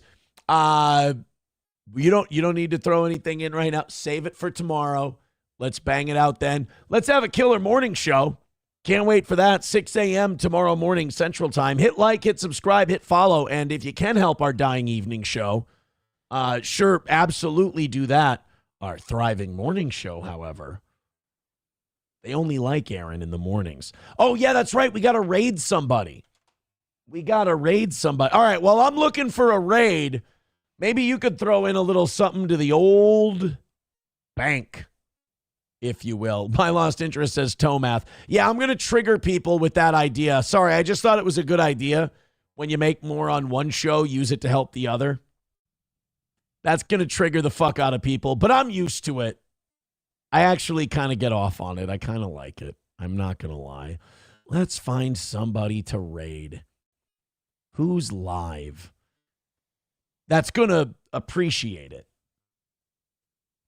We've got flyover conservatives. No. Come on. Oh, I'm in editor's picks right now. Let's go to the live tab. Out of all the people who are live, who's going to appreciate it on Rumble? Throw a couple of memberships our way while we're looking for this. I don't want pre-recorded shit either. I want someone who's going to be like, oh, thank you, Steel Toe, for raiding our show. That's right. I want attention.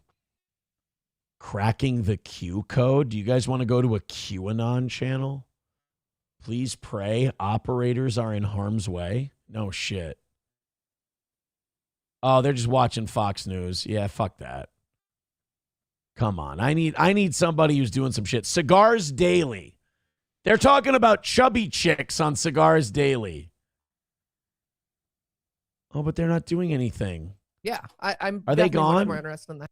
You get an email for. I saw a couple questions. I'm not going to scroll to pull the comment here. That one. Chris Krim says American Viking skull ashtray. Not keep your eyes peeled for that and some other really. Are these cool guys stuff done? Coming out with that 10th anniversary cigar. Lots to roll out. Do check out Cigars Daily. Have you had the Habano? I keep chubby chicks around whenever I know I don't have a long time to smoke or singles. Basically, but since the Billy Chicky Sticky, according to The Billy Billy there's Chicky different Sticky. sufficiently run the show. Hey, stay tuned for. We'll see you all next Monday. Oh, they're done. Well, I got to go find somebody. I got to get out of here. I already failed. I already took from the morning to pay for the evenings. I got to find somebody to raid. Live Real America's Voice. See, again, these are all just right-wingers. Tor says show, sparking your memory. Nerdrotic Nooner. Gay. The Narco State Falls. Gay. That's all just conservative shit. Best EDM music of 2026. This might be interesting. Is this guy getting into it? Oh, but he's not. Again, he's not doing anything. He's just playing EDM music. Fuck. Come on. It's almost like Rumble has a lot of shitty streams out there. All right. We might have to go to one of these conservative places. Let's go to one where they're really taking their shit seriously.